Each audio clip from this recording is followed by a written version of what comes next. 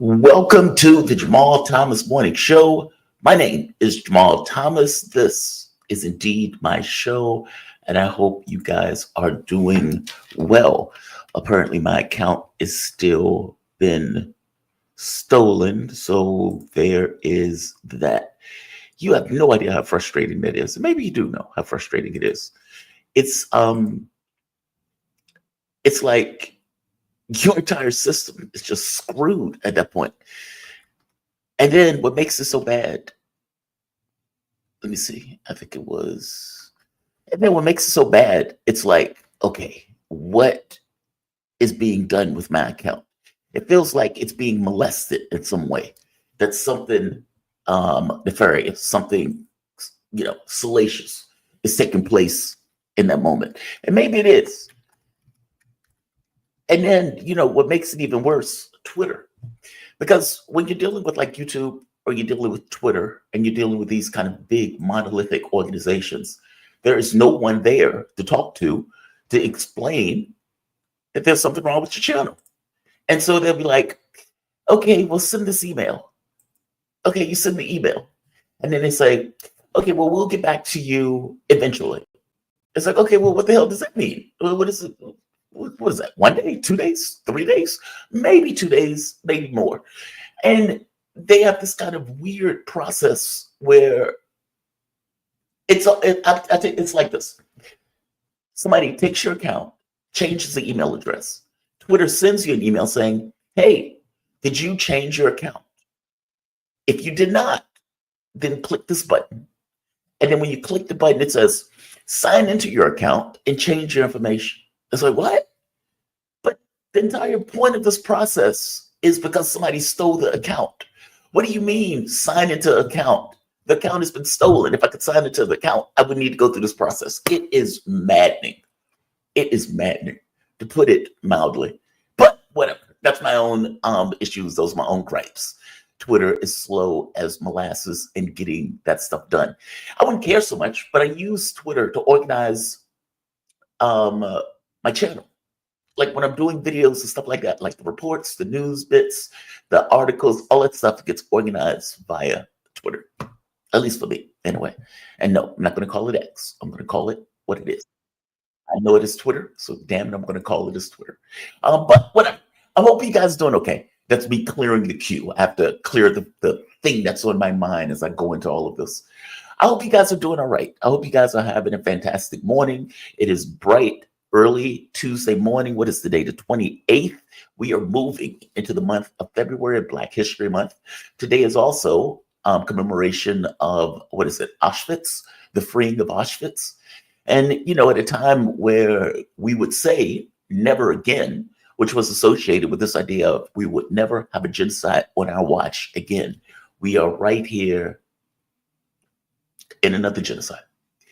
What's wild about it is, oftentimes people would have these questions. When we look at history, oftentimes we look at history as if it's not us, as if it's something different, as if somehow those people weren't actually people.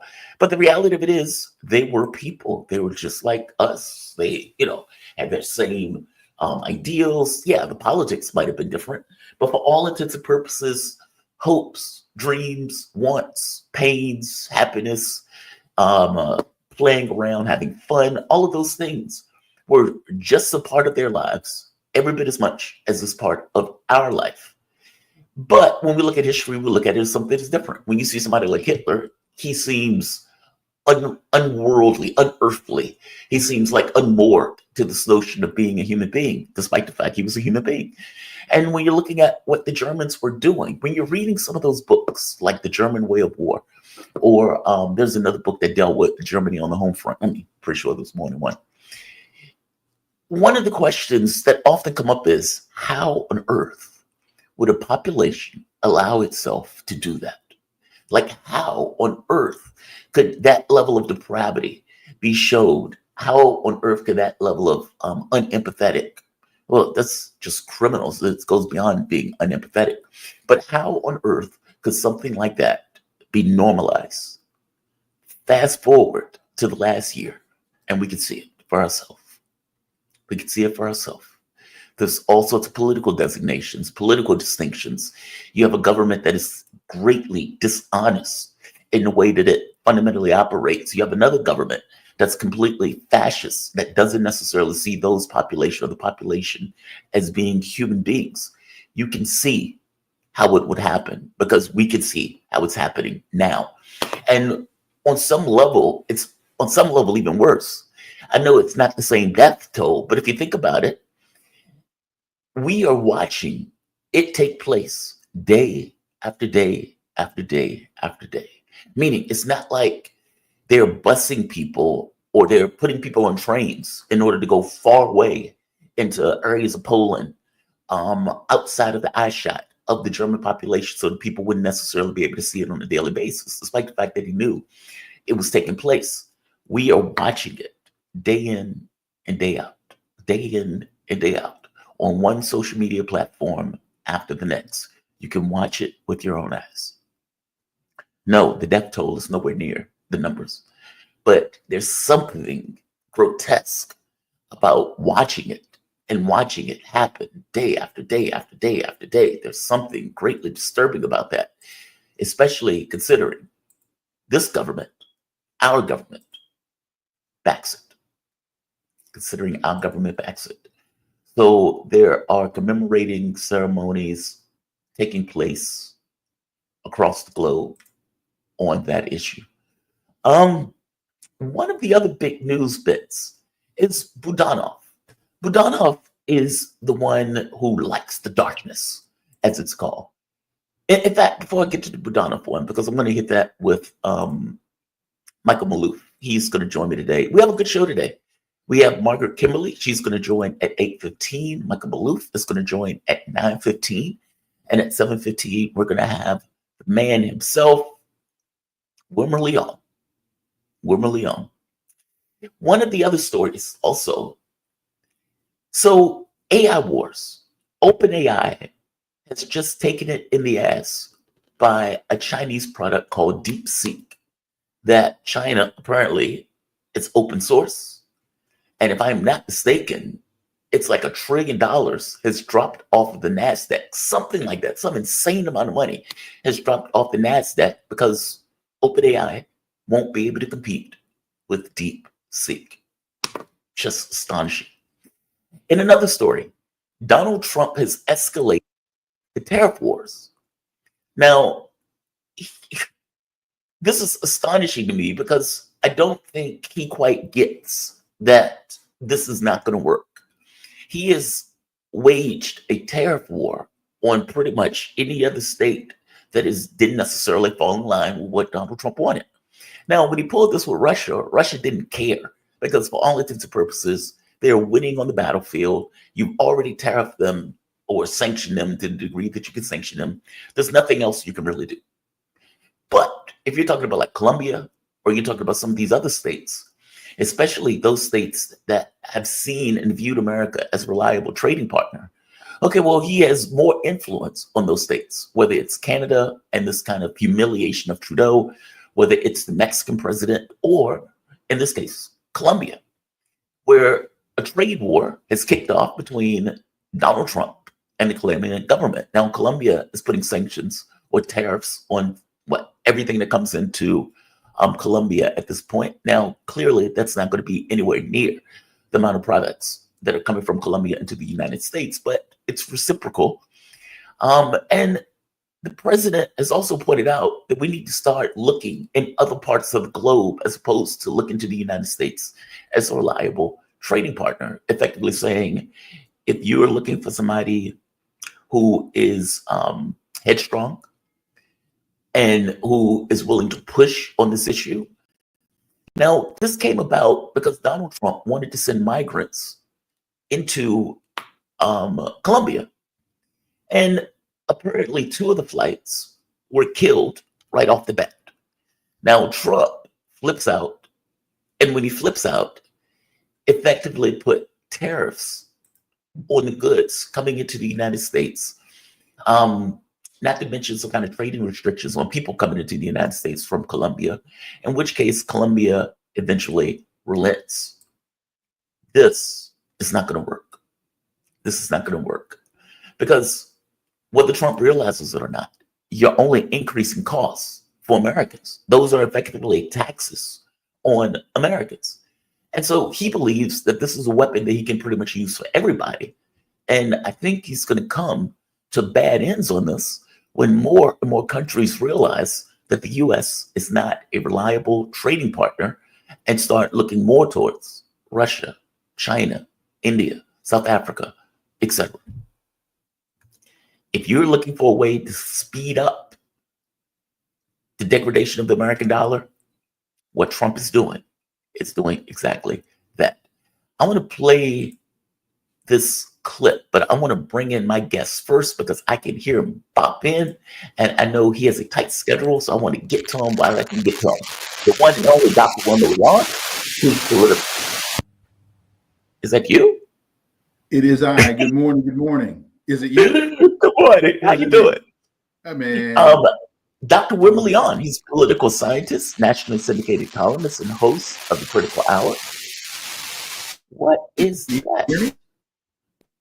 I can hear that. I just don't know where it's coming from. Can you hear me? Yeah, I can hear you now. There was a ripping sound.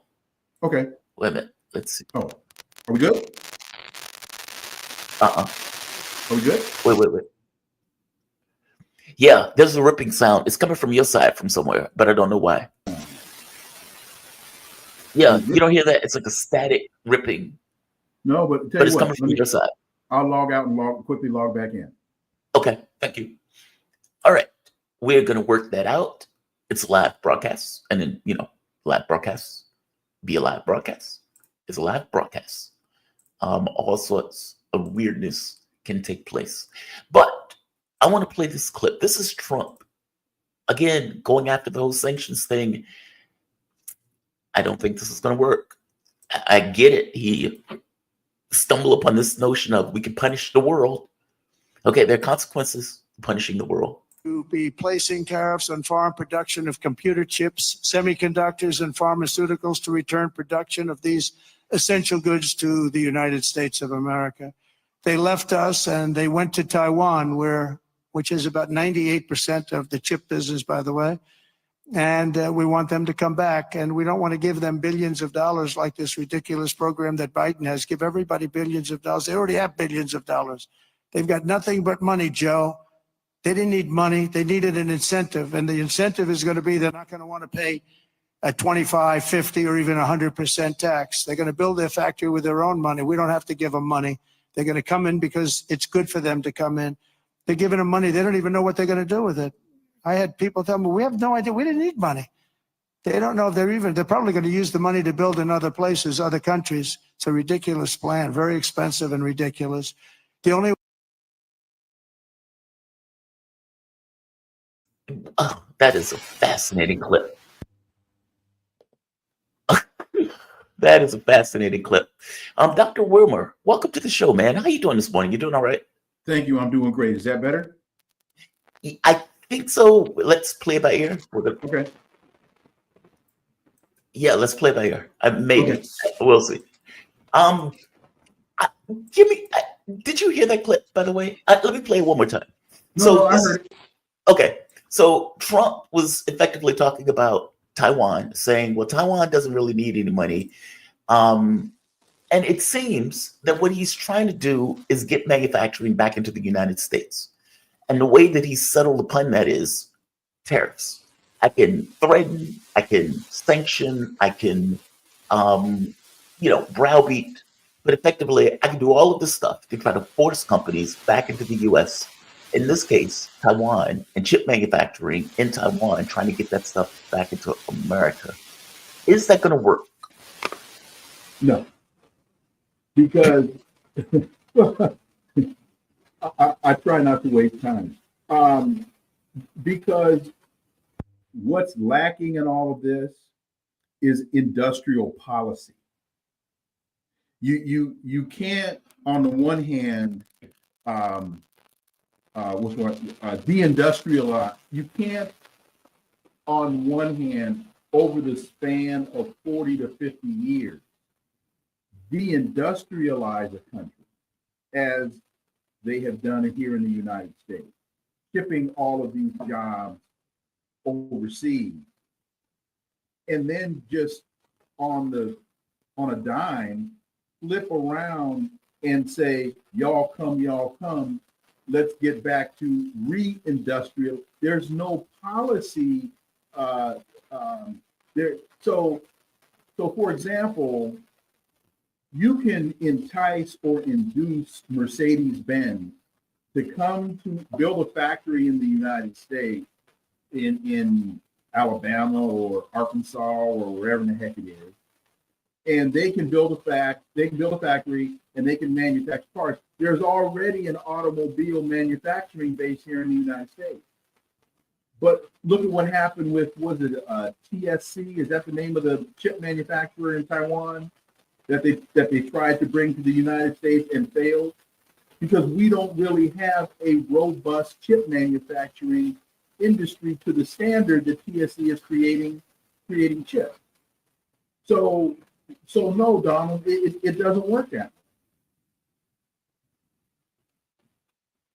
Yes, 1,000% agree. Not to mention, part of what Donald Trump is dealing with is this kind of new world that BRICS has created, where you have Russia, India, China, Brazil, Indonesia is going to be one of the new countries. UAE, Saudi Arabia is being kind of this kind of adjacent partner. Brazil, but effectively, yeah, right. But effectively, the world has decided we need a new norm, and in needing a new norm, we want an alternative to the U.S. sanctions, this kind of unilateralism that takes place in regards to the U.S. sanctions. And I guess my sense is this is kind of making their point. Like, this makes the exact point of why that alternative is required and why that alternative was effectively created. I mean, if you think about like the usage of the US dollar, for example, it was at around 75, 80%. It is now down to 50% and some change. But again, that's because those countries got sick of being sanctions, browbeat, attacked, etc., and decided we need something else. I get the sense that this behavior, this raw attempt to drag American manufacturing back into America is going to have the opposite effect. What are your thoughts? Well, I think you're right. I was just writing a note while you were going through that, so I wouldn't forget. And there's another element of this, and that is because there is no real industrial policy.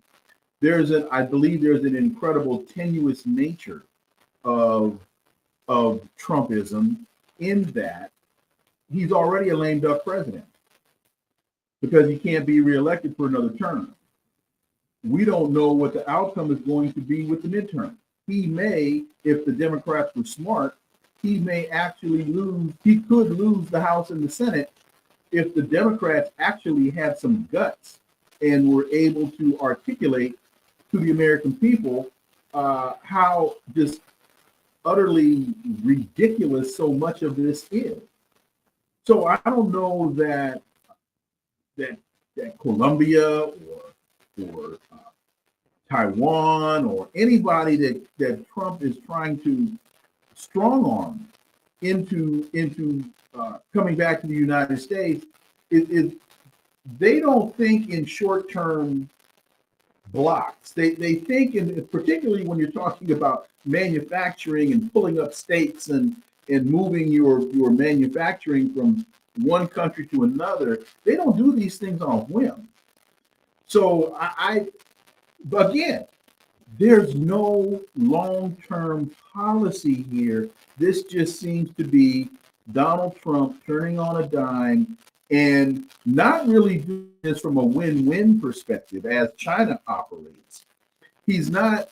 He's doing this almost out of malice and retribution. And countries aren't going to work like that anymore, particularly when they now understand that the bully has no teeth. I don't know if I would call it malice. I think, you know what it is? It puts you in a mind of, I think I've described it this way before. Like if you were working at a company and your boss said, hey, Dr. Leon, could you go and get this envelope from the mailbox for me. Now, he's asking you, but in reality, he's not really asking you. He's somewhat telling you because he's your boss. And now, but he allows you this kind of fig leaf, this patina of dignity by requesting you do so. It seems that Trump has just gotten rid of the pretense. It's no longer we are working with these other countries around the globe for the betterment of trade and everything. It's not that anymore. We're a stronger country. And because we're stronger, we're now going to tell you and dictate terms. And if you don't do what we tell you to do, we will now punish you. Like, I don't get the sense of malice being a part of it. I just get the sense of, I think somebody in the audience described it as megalomania. Okay, I won't. Well, put it this way: whether it's malice, whether it's megalomania, it isn't positive. Yeah, it isn't constructive. So I won't debate that. I won't debate that characterization in the least. Yeah. It's weird. It's strange. It's a new phenomena, at the very least in our politics. Typically, it's not this overt. I mean, even when we're dealing with Europe, it's not typically this overt, like in the way that he was going after Trudeau or the way he's going after Greenland. He just apparently had a fiery conversation with the Danish prime minister over the issue of Greenland, because he was making a point of saying, hey, I'm serious about Greenland. You can't defend it. We want it. We're protecting democracy and freedom across the globe. And so the cost of that freedom and democracy is Greenland. It may be Canada. It may be Panama Canal. Like, we seem to be in a new norm. Give me your take as to why we're in that new norm, though. Like, we're like this idea, like, for example, the Democratic Party under Joe Biden would at the very least put on the show of we're working with our allies in Europe. Now, forget the fact that he was deindustrializing Europe. Forget the fact that he was forcing them to pay 5 times more for oil and gas. Forget the fact that he blew up Nord Stream, something that Germany and many of the other European countries needed for their own energy security. Meaning, regardless of what Joe Biden was saying that we're working with, the reality of it is he was gutting Europe big time based on U.S. policy. And I go further.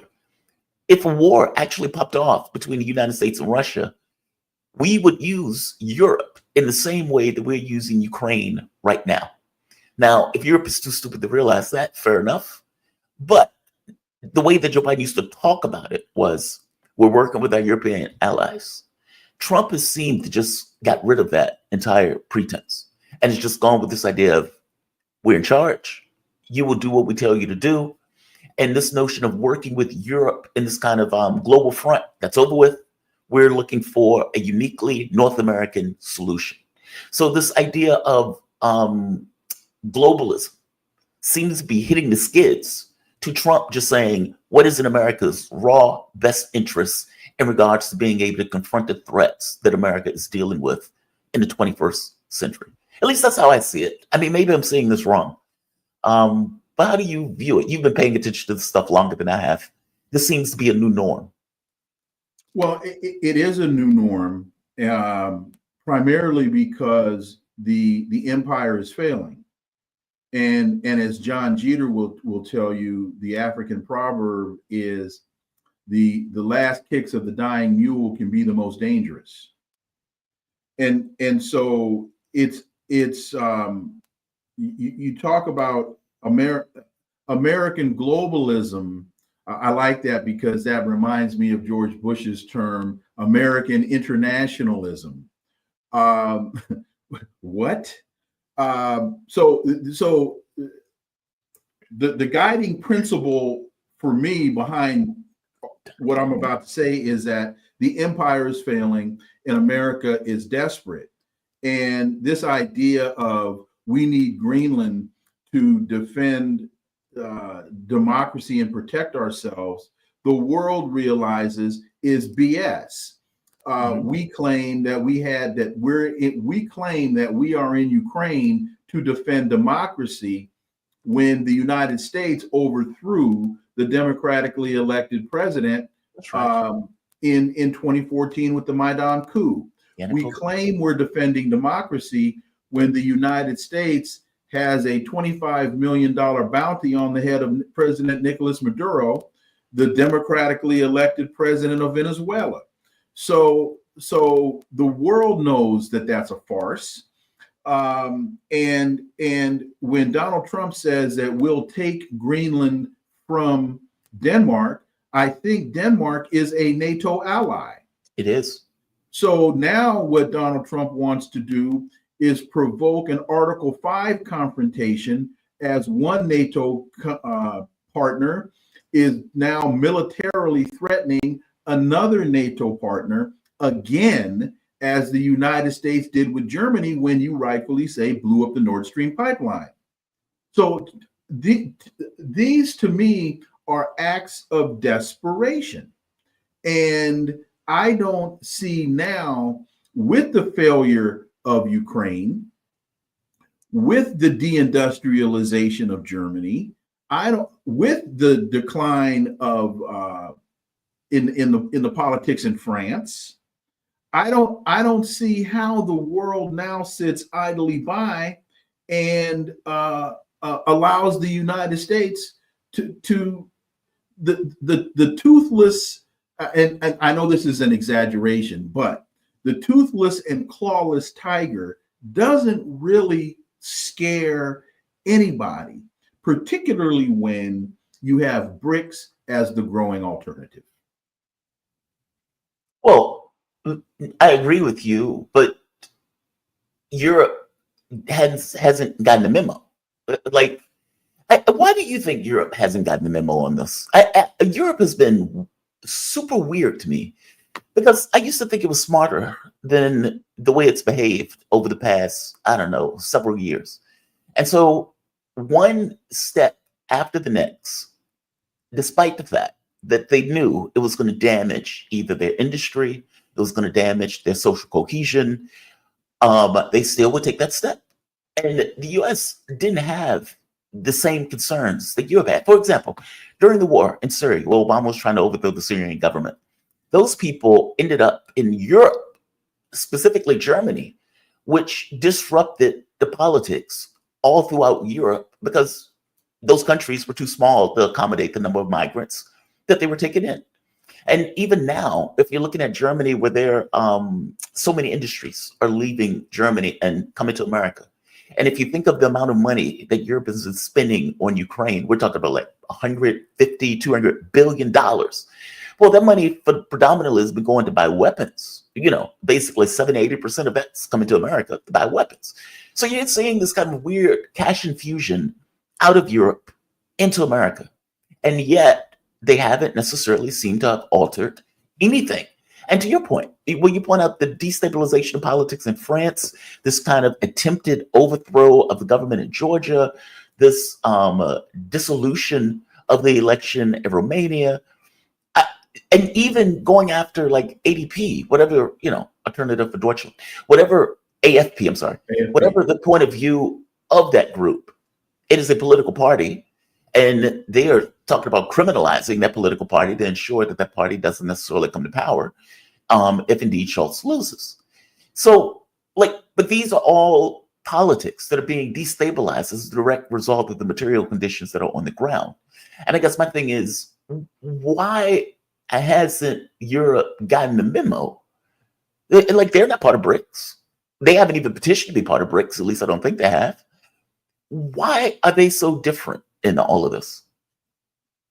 I'm probably not the best analyst to answer that question, because that has not been a focus of mine, but my tangential or cursory perspective on this is it is changing. The very things that you have just articulated, what's happening in Germany, what's happened with Schultz in Germany, what's happened with Macron in France, are indicators that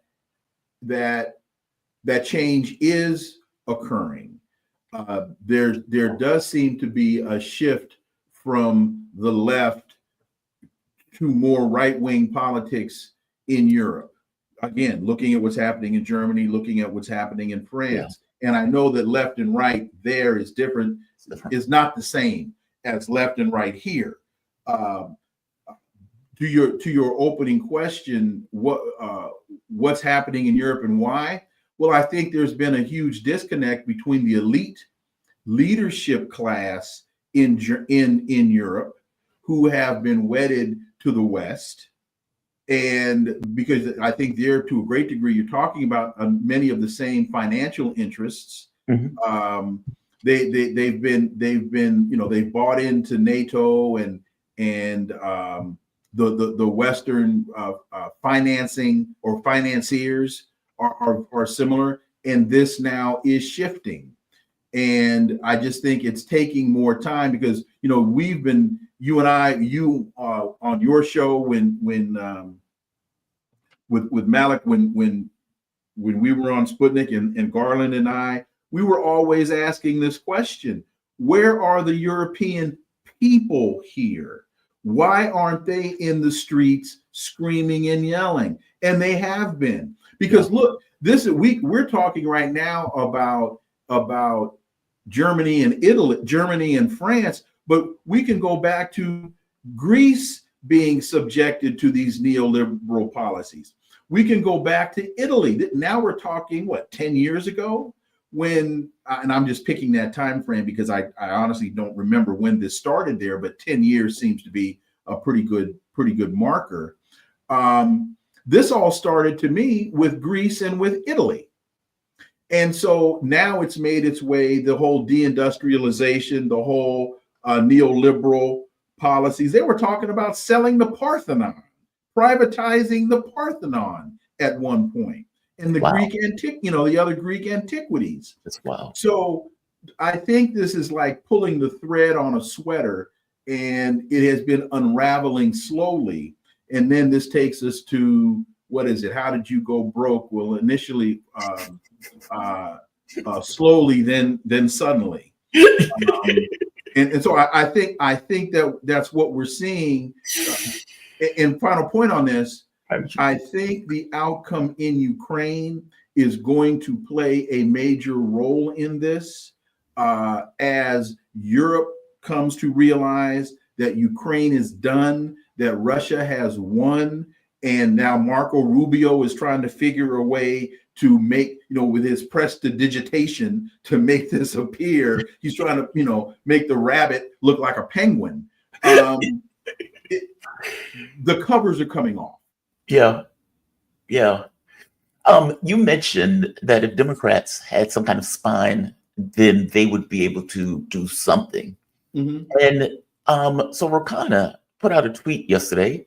He says, 3 of our party's best talents to help us rebuild. Powerful video. I'm sorry. Say that again. I didn't hear you.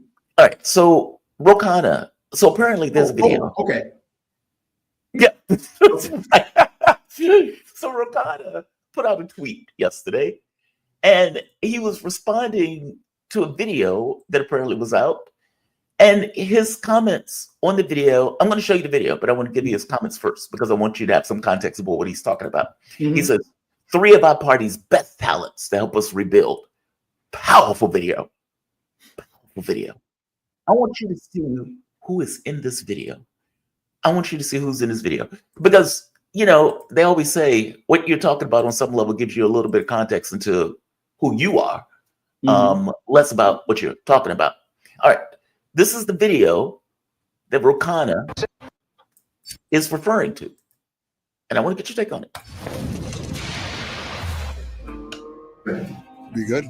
Let's go. Action. This is why people hate politics.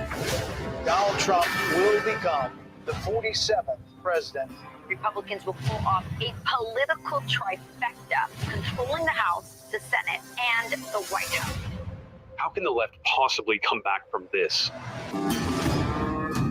Part of his rise, a creative ad campaign. Tenacious, focused, unstoppable.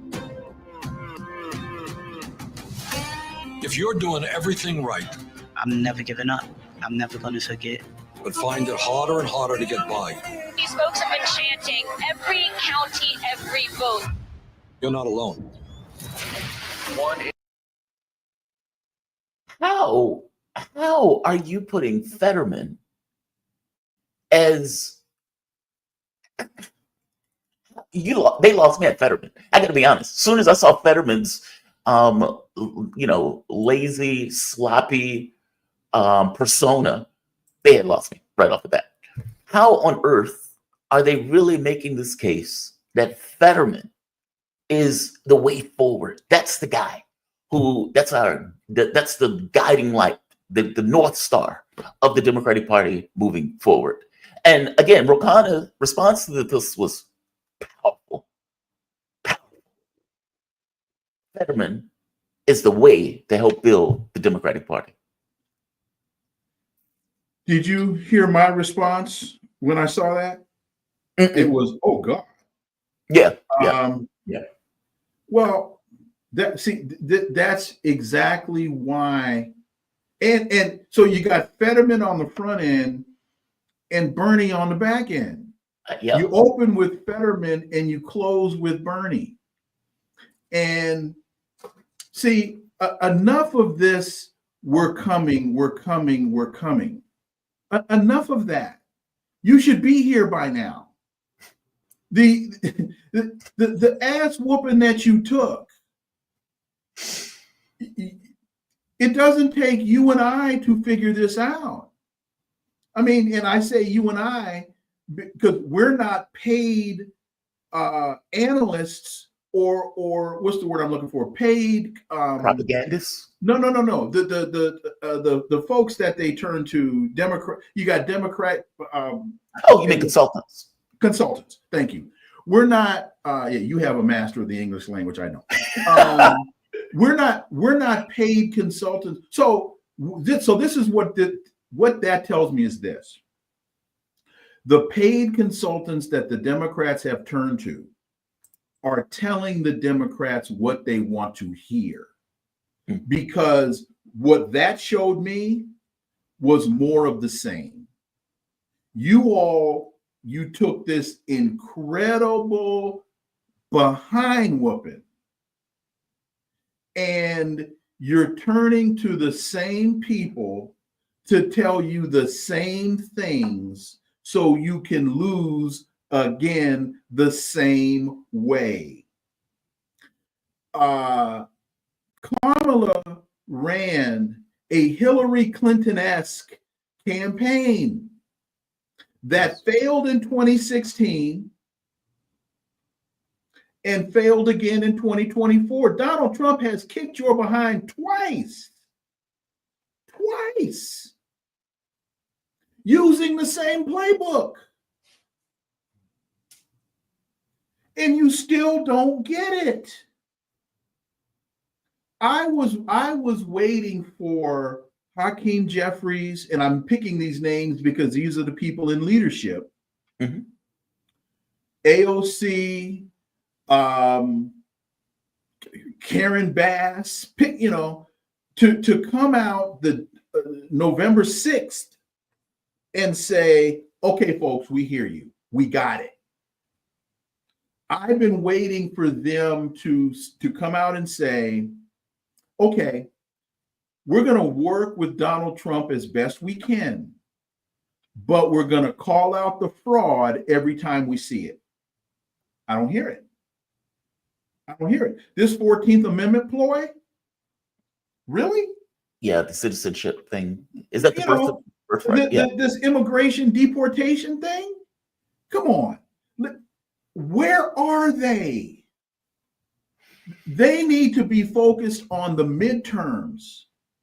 And every day they're silent is a day they lose and cannot reclaim. And you're giving me Bernie Sanders again? Don't forget Fetterman. Oh, I'm sorry, I did. That is, I think in French, les miserables, the miserable. Yeah, that's horrific. I think I get the sense that they're beaten. I tell you, one time I was in the hospital and I forget, some surgery or something like that they had did. I think I was about 16, 17. I'm sitting there all bandaged up, just kind of sitting in the waiting room, not even the waiting room, just in the hallway. And my doctor came by, and I guess he saw me, and he was like, "Oh, why do they have you bandaged up like this?" And he started pulling stuff around. He started talking to me because I guess he looked at me and he thought, "All right, he needs a pep talk." In this moment, he looks rough. He needs a pep talk. I get the sense that they're sitting in the hallway, wrapped and bandaged up. They just beaten. And because their clock have been cleaned in this way. I mean, if you think about it, they tried to kill Trump. They tried to put him in jail. They called him everything but a child of God. They call him Hitler. They call him fascist. They call him a Nazi. All of that stuff. And they still lost. So everything they threw against the wall came for naught. But why did they lose? You tell me. You just articulated very clearly everything they did. Why did they lose? Because they didn't offer anything. Kamala Harris offered no policy. Why? Because she doesn't understand it. And when I say that to people, they think I'm attacking a Black woman and saying that she's stupid. I'm not saying that.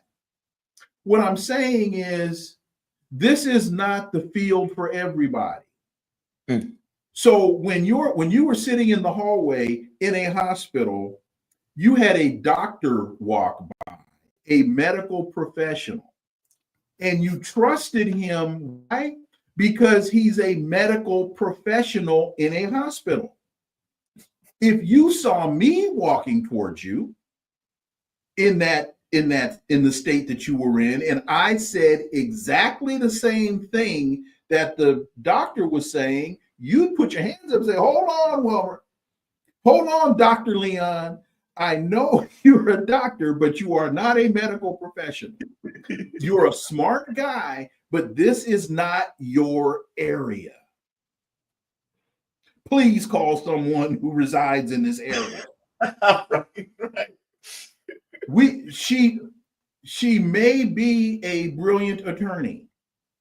I haven't seen evidence of such, but she may be a brilliant attorney. She may have been a phenomenal prosecutor, but a politician she is not. Yeah. Definitely not. This is not her area. She offered zero. And when she was asked, I'm not trying to relitigate the determined case, but what I'm trying to substantiate my point, they didn't offer anything then, and they're not offering anything now. Zero. Fetterman? Dude, I understand you've got issues, and I'm not attacking. Shoot, I got issues. But take off the hoodie. You're a member of Congress. Some of it, this is to a certain degree like culinary arts. Mm-hmm. They say that 60% of culinary arts is presentation. Yep. If it doesn't look good, you're not going to want to sit down and put a fork in it. You don't look like a member of Congress. That's a slob. You look like a drunk auto worker. Yeah. And I don't have a problem with drunk auto workers if they're not sitting in Congress. So it's more of the same because they're being paid by the same. And the folks that just got their hind parts kicked, it's time for the American people to understand maybe you need a new coach. Maybe you need a new quarterback. Maybe you need a new general manager because you've lost again. Donald Trump kicked your butt twice. Yeah. Dr. Leon, I will let you go. I know you have a class to teach, so I'm not going to hold you up. Oh, I thought that's what my bad. I thought that's. Well, you were teaching class. I was sitting here taking notes. The last kick of a dying mule is hard. But seriously, am I right? And if I'm stepping on somebody else's time, then please, then tell me to shut up and I'll go away. No, you're perfectly fine. I just didn't want.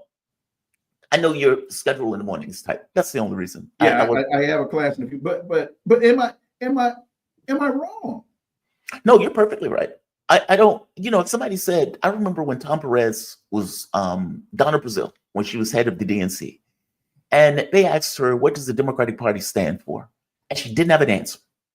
And that's pretty wild when you think about it. Because truth be told, the Democratic Party, going all the way back to FDR, had this kind of image of being the party of the working man. Like this is a party of, I think Chris had just put it very well. He says, to ameliorate the rough edges of the capitalistic system, basically to smooth out the hard parts of that system. And it's like, okay, well, what happens when they no longer do that? Like, do they just lose the philosophical reason of their existence? Like their legitimacy kind of goes along with it.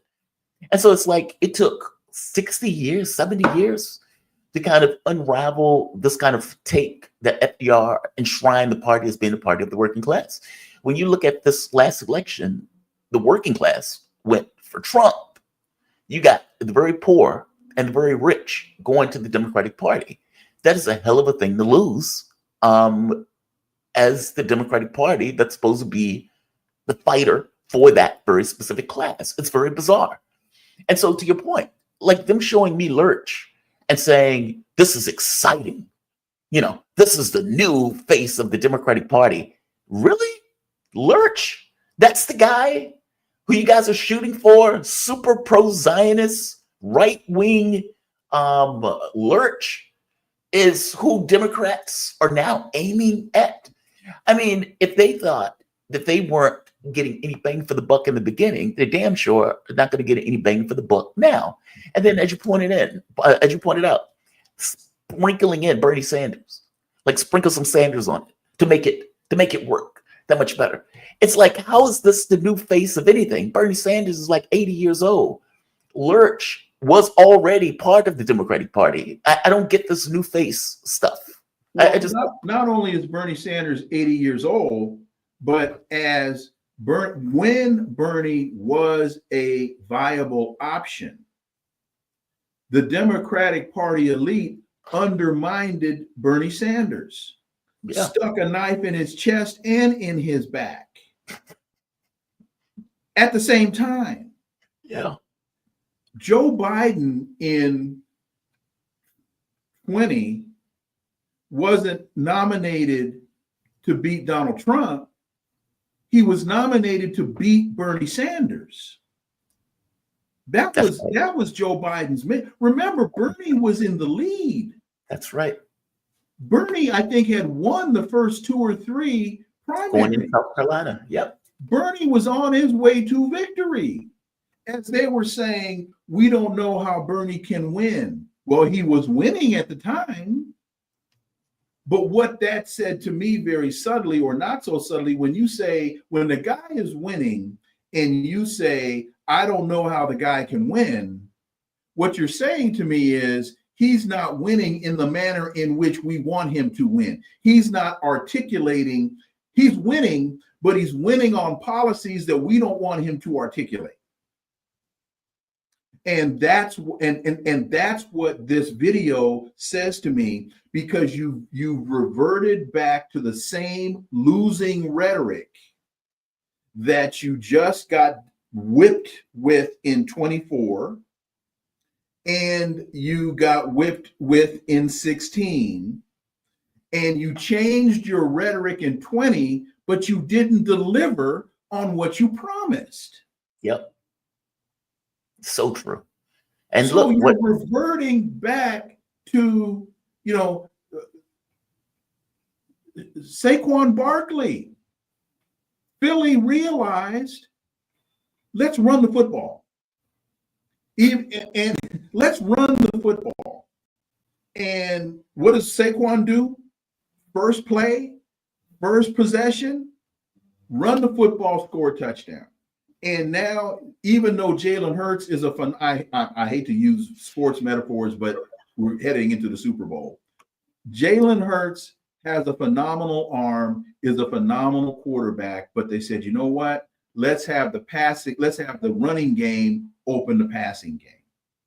And you've got to adjust your strategies based upon the team that's in front of you if you want to win. And obviously, they don't want to win.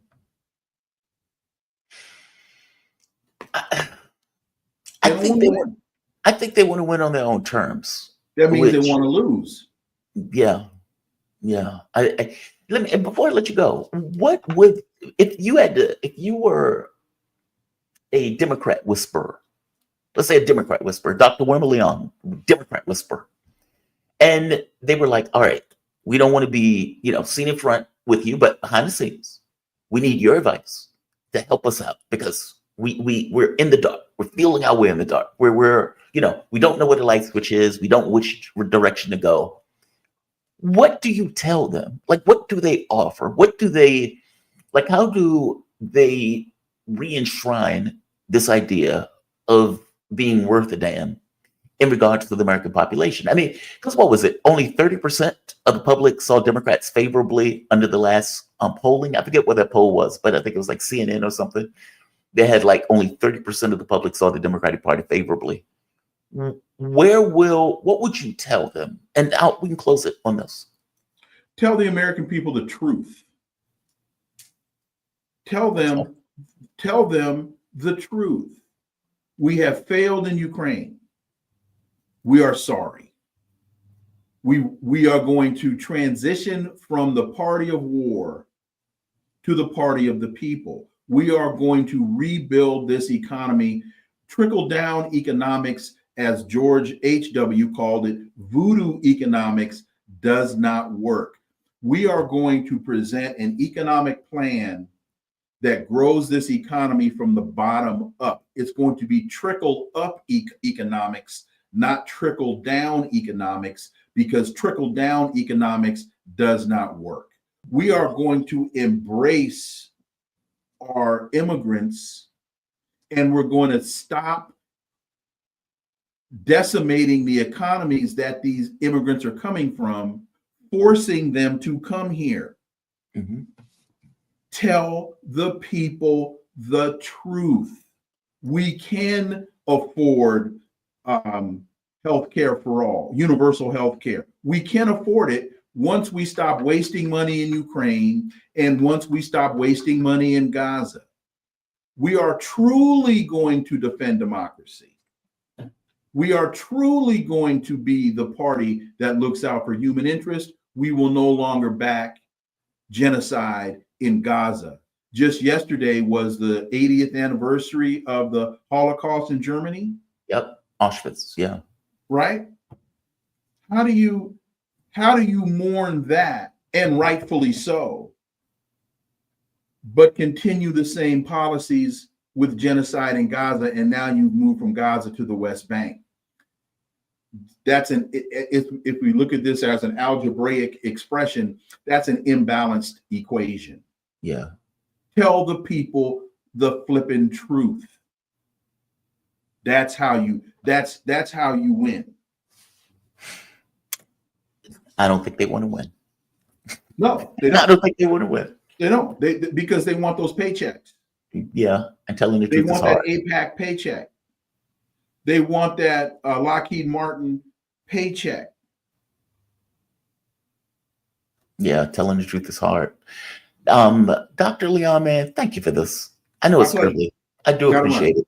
Dr. Wilmer Leon, he's a political scientist, nationally syndicated columnist, and a good friend of this show. I really appreciate it. I look, he's right. I sat here and wrote down, she doesn't understand and paid by the same people in relation to Harris. And you know what? I don't know if she doesn't understand it. Like, I get the sense that they want to win on their own terms. It's like, yeah, all things being equal, we would prefer to win. However, we want to win under very specific guidelines. And if we can't win under those guidelines, then we are okay with losing. So it's not necessarily like she doesn't get it. I don't think she cares, if that makes sense. Like, if my push, let's say you're coming out of COVID, and as a politician, I see the damage that COVID has wreaked or has wrought on the population that I'm coming out of. I see how it might have wrecked my own family. I see how it ended marriages. I see how it ended lives, for God's sake. And, I come to this assessment that something needs to be done in order to remedy this. Now, this is kind of schoolboy philosophy of politics, right? You see an issue in your community, you go out to try to fix that issue in your community. And the assessment that you come to is, at the very least, people should get paid a decent wage. People should get $15 an hour, at least. That's what the assessment is. And so you go and you push hard for that issue. You say, this is what I believe in. These people were heroes. These people were doing God's work. They were out here doing this job and doing jobs where we and many other people who didn't necessarily work in those kind of blue collar jobs, where we could be at home, those people were at work, they were risking their lives. And so you come up with the context in order to push for a very specific issue, because you care about that issue. I don't get the sense that she cares all that much about anything. It's purely transactional. And if you don't necessarily care about anything, then nothing that you're pushing comes across as it's legit. It doesn't come across as can't get it out, as if it burns in you, as if it bites into you. It just doesn't. And so what you end up with is a campaign purely about Donald Trump, which is effectively the same campaign that Hillary Clinton ran. And nobody cared. Nobody cared. And yeah, of course, she got a huge number of Democrats to vote for. But when you're looking at stuff like, what's the perspective, or how does the rest of the population see the Democratic Party? You get 30% approval. Okay, something is wrong. Like, that number is appallingly low. And you have to come to some assessment as to why. You showing me Fetterman and telling me that Fetterman is the way forward means you have missed the boat. You have fundamentally missed the boat. This notion that Lurch is the future of the Democratic Party is absurd. Utterly and entirely absurd. For one, he's sloppy as all hell. And as Leon pointed out, it may be a minor issue, but it's an issue nonetheless. He looks like somebody who's homeless. And yet, he is moseying around in Congress. I'm surprised nobody shot him, thinking that a homeless man broke into Congress. And yet, they should have forced him to wear a suit or something. I mean, you are representing all of the people of that particular state. I've met Lurch once. This was during the time that Bernie Sanders was running in the race, I believe 2016. Temple University, Sanders was speaking at Temple University. The line had wrapped all around the school, like maybe 3 or 4 times. And in wrapping all around the school, Lurch was out there shaking hands, trying to get people to support him, believing that he's a lefty. And because he's a lefty, he can get other lefties to back him and his candidacy for Congress. What the difference of several years makes. What a difference several years makes. I'm going to show that video again just so people know what I'm talking about. Rokana saw this video and said he says 3 of our party's best talents to help rebuild. Powerful video. Powerful video. This is what Rokana is calling a powerful video. And I can't tell if Rokana is being serious here. Like, I can't, like, people say what you say about something often tells a lot about you also. It's not just your assessment of it that matters. Your assessment gives something about you and you making that assessment. If Rokana is saying that these are 3 of the Democratic Party's powerful people and that this is a powerful video. Okay. Give me your take on this. Be good? Let's go. Action. This is why people hate politics. Donald Trump will become the 47th president. Republicans will pull off a political trifecta, controlling the House, the Senate, and the White House. How can the left possibly come back from this? Part of his rise, a creative ad campaign. Tenacious, focused, unstoppable. If you're doing everything right, I'm never giving up. I'm never gonna forget. but find it harder and harder to get by. These folks have been chanting every county, every vote. You're not alone. You know, as I look at this, I have no idea what this is about. I have no idea what this is about. I said, as I was watching, yes, it's frustrating to me because, look, all things being equal, I do want a political vehicle in this country that's worth the damn. And wanting a political vehicle that's worth the damn, there are things, political objectives, that I want to take place. This video tells me nothing. This video tells me nothing. Look at this picture.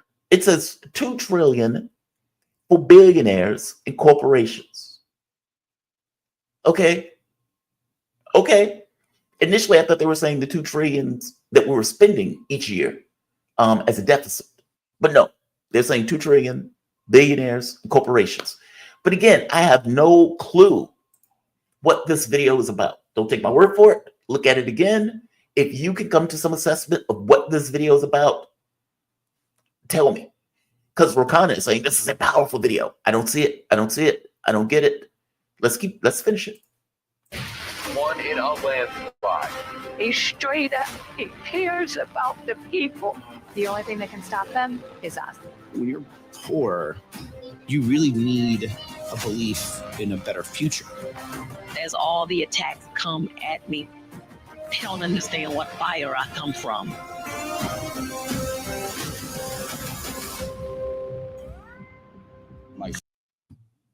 I don't get it. I just don't get it. I fundamentally don't get it. I have no idea what that video is about. What happened to just, this is our vision, this is what we believe in, and this is what we're going to push for? What happened to that? Like, this is like a promo ad. This is almost like if you had this kind of slick ad campaign to say, make me a promo to a movie. And they come up with this. And it's like, okay, yeah, but what's the plot? We don't need the plot. We have a lot of moving pictures, and the pictures are moving very fast. And that's all you need to keep interest.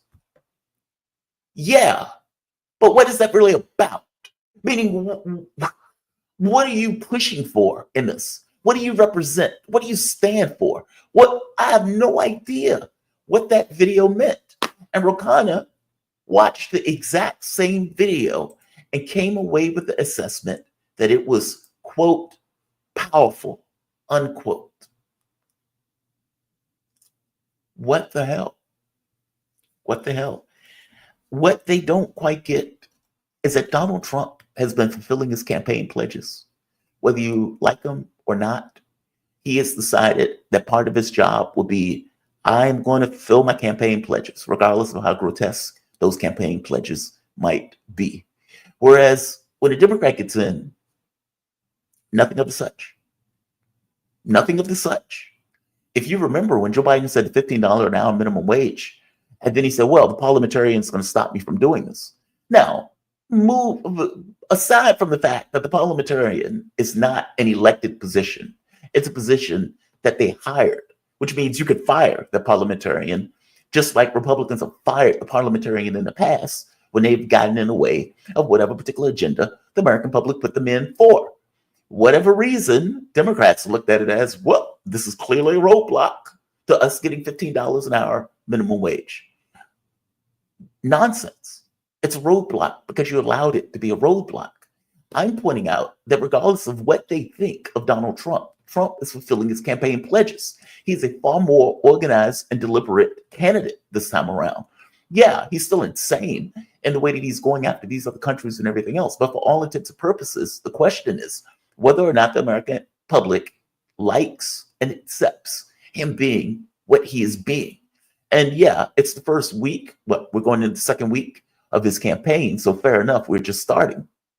But to this point, he seemed to have taken this position of, I'm going to fulfill the campaign pledges that I set forward, that I told the American public that I'm going to fulfill. And yeah, some of that stuff is going to be grotesque. So yeah, you're going to get the tax cuts. But what you might also get is ending of wars. Wilmer is right. Being an honest actor would help. It would, at the very least, rebuild some notion of credibility back that I think they fundamentally lost. But I don't see it. I don't see the turn. If one of the main Democrats, Rokana, is telling me that this is a powerful video and these are the party's best talents, then you're going the way of the Whigs. That is not inspiring. That fills me with no hope. That fills me with nothing that would push me to say, yes, those are the new talents of the party. If he's talking about Sanders, Bernie Sanders is not even a Democrat. And more to the point, even if you want to include him into the Democratic field, Sanders has ran for president, 3 times at this point? And they're saying our party's best talents to help rebuild? Okay. I don't see it. And again, to piggyback on this notion of being honest, Democrats have put out, apparently signed a document bashing the January 6th pardons that Donald Trump went through. Of course, they have nothing to say about the pardons of Joe Biden, effectively pardoning his family, going back for 10 years. Now, the reason that this may be relevant is because of Ukraine funding. There have been calls to investigate and audit the money that was given to Ukraine over the last several years because there were financial anomalies associated with that money being sent. Now, I have been on the record saying, obviously you should do it. Meaning this is not a partisan issue. Your country has spent hundreds of billions of dollars and for all intents and purposes, a boondoggle that we lost. Now, even if we would have won it, I still would say you need to do some kind of investigation because that's what functioning governments do. You spend all of this money and you have all of these, creative accounting choices and decisions to allow you to continue to send more and more and more. And this is even when the American public is like, dude, we can't use that money for anything else. If there was anything else that came up that cost $300 billion, we would be told we can't afford it. But for this, no issue. Money hand over fist, dropping money out of helicopters. All right. Was the money spent in a way that we believe the money was spent? Yay or nay? And how would you know that? Short of an audit.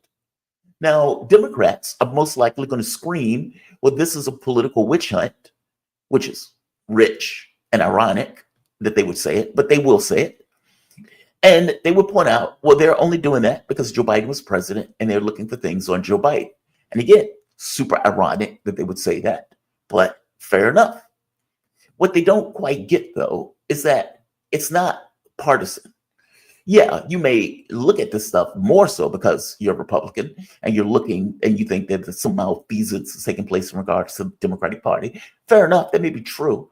But it's also true that your country, all of us, has dispatched hundreds of billions of dollars to a war. And it's a war that we lost. And so it adds even that much more so of scrutiny on the fact that we wasted that much money. What did we spend the money on? What did the money go into the way they said it was intended to go? Yay or nay? These are things that any functioning government would do just because it's good to do them. Even in Afghanistan, after the Afghanistan war, We even had an audit of our behavior in Afghanistan in regards to how the money was spent, how we lost that conflict, meaning how on earth did the Taliban eventually take back power and all that stuff. We should have the same thing for Ukraine. It just makes good sense. It just makes good sense. I hear a beep. That means my guest is here. I want to bring her in. The one and only Margaret Kimberly. Margaret Kimberly is a senior columnist at Agenda Report and author of Prejudicial, Black America, and the Presidents. Welcome to the show, Margaret. How you doing this morning? You doing all right? I'm doing good. Thank you. Thank you for joining me. I really appreciate it. I have to start on an article that you have the byline on. Trump keeps his promises while Democrats must be abandoned. And as I read through this article, I thought to myself, yeah, she's right. And because the reality of it is, whether a person agrees or disagrees with what Donald Trump is doing, it's almost secondary to the point that he's keeping his promises. He is effectively doing what he said he was going to do, whether you like it or not. If you don't like that tax cut, well, you know that tax cut is coming because he said he's going to do the tax cut. Right. When he said, I don't want that war to keep going in Gaza, well, he did say it, in which case he tried to get a ceasefire before getting into office. Or even the Ukraine thing. He is even trying to kill that, even though I think he's somewhat misguided in the way that he's going about it. Give me your take on this, the premise of this article, basically, because you even show this clip from Cori Bush, where Cori Bush. That's right. In fact, I'll just show it. I'll show it because I pulled the video up. Cori Bush was asked about supporting Ukraine effectively. Hey, why did all of you, quote unquote, progressives who normally would say that they're anti-war, why on earth did all of you go and support that war in Ukraine? And this was Cori Bush's answer to that, right? Here, Michael Tracy, doing good work. You relate that to the issue of Ukraine, because it seems like the Democrats in Congress were almost virtually united, actually 100% united in funding Ukraine, which, whether you like it or not, that does involve sending a giant amount of munitions and weapons and armaments into a hugely destructive war where you have hundreds of thousands of casualties, Russians and Ukrainians piling up in the battlefield. And the only criticism was coming from a section of Republicans. So is there any contradiction, do you think, in terms of you calling for peace or Democrats calling for peace and not being willing to at all reevaluate the policy on Ukraine, which has really been extremely catastrophic? It's some of the most brutal warfare since World War I, like 100 years ago. And Democrats, from my perspective, just to be honest with you, have been very missing in action in kind of critically evaluating that policy and just going along with it, whatever the Biden-Harris administration wanted in terms of weapons. Really, what about diplomacy? What about some other option rather than just dumping endless weapons into Ukraine? Is that fair, do you think? I think the other part of that, though, is the threat of U.S. troops by the masses moving to the ground. Was a very real thing. At least that's how it was presented. It had been presented to us in Congress. And for me, presented by who? Presented by the administration, that, that would be a very real thing, So her argument is that the administration told her that U.S. troops are going to be fighting in Ukraine. And so you have to keep giving money and support and resources to the war to keep American troops from going over there and fighting. So basically use Ukrainians as a battering ram so Americans don't have to fight in that war. That's her argument. That is what the administration said. That is true. They said all we have to do is give money. No Americans have to go over there. But the question is, why do we have to give money? Why is the U.S. in a proxy war, fighting to the last Ukrainian to some futile effort, and it is futile, to harm Russia? They couldn't sanction Russian oil. None of the things they've thrown at Russia. Russia's still standing. Putin's still in office, and thousands of people are dead. And also, how shouldn't a progressive be questioning this idea that the U.S. has to have this primacy and has to fight Russia all the time, and that these defense contractors have to get all this public money? Shouldn't they be questioning that?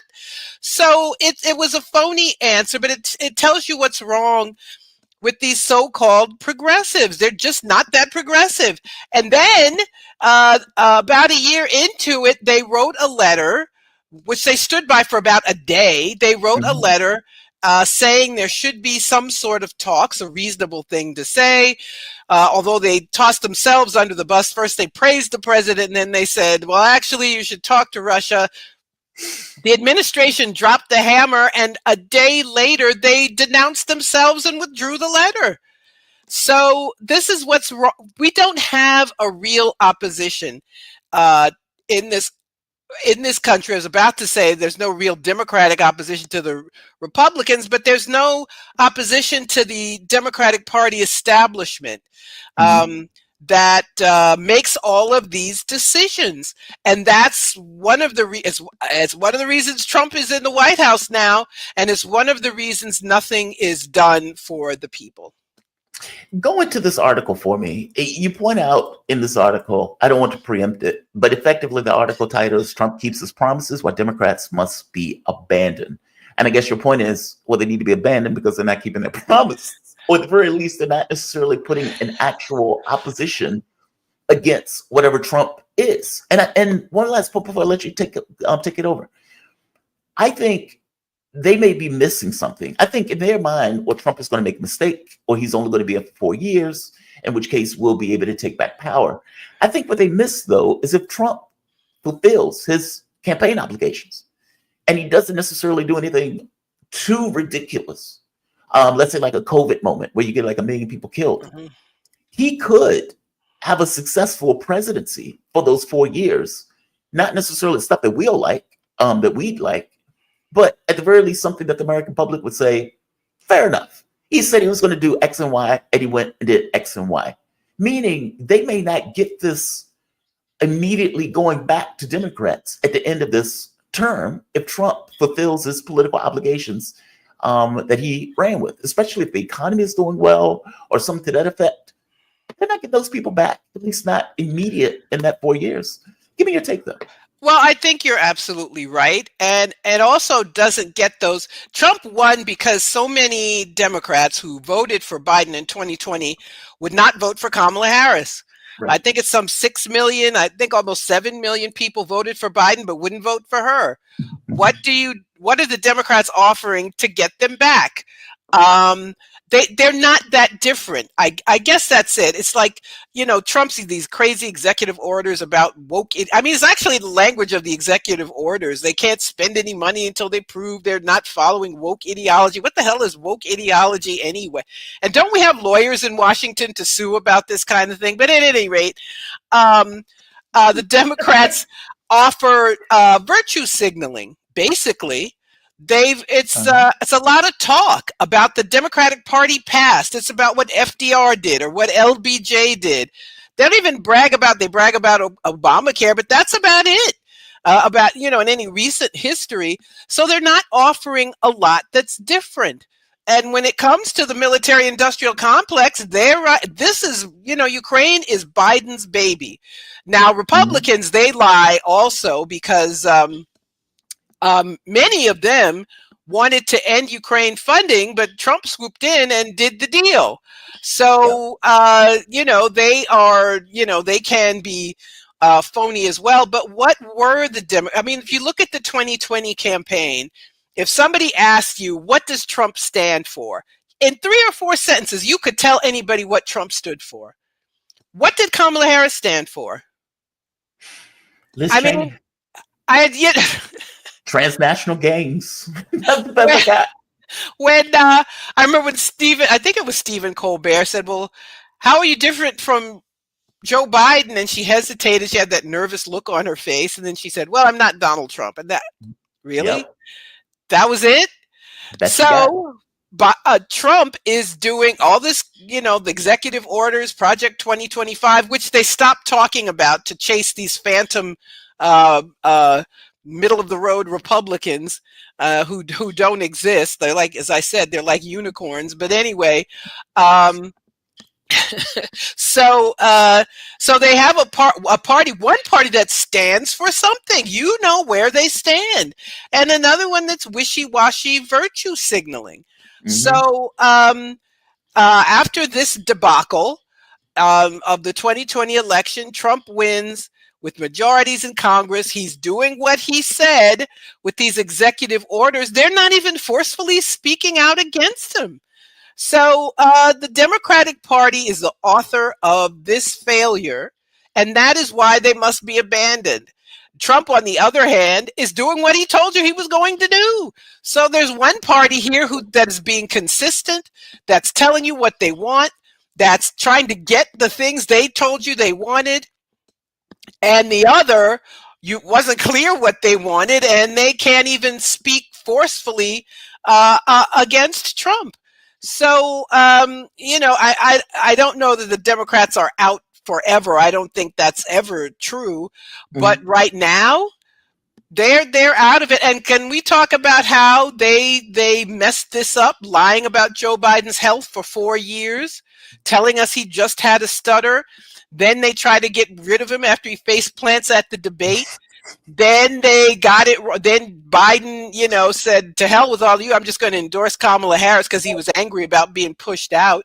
Uh-huh. Did you notice that Biden and Obama didn't speak? Is it my imagination, or did they not speak at Carter's funeral? Your imagination. I mean, he was the reporting behind the scenes is that he is pissed, and that Joe Biden is pissed. Like they felt. I mean, even against Nancy Pelosi, they were saying that Pelosi hasn't necessarily talked to Biden. Since that kind of, the palace coup took place, where they effectively ate Joe Biden alive in order to kick him out. Joe Biden believed that it was unfair. He believed that he could, weirdly enough, still believe that he could have ran the race. Like the reporting is that he believed that he could have won in a way that Kamala Harris couldn't. I think he's out of his mind. I do too.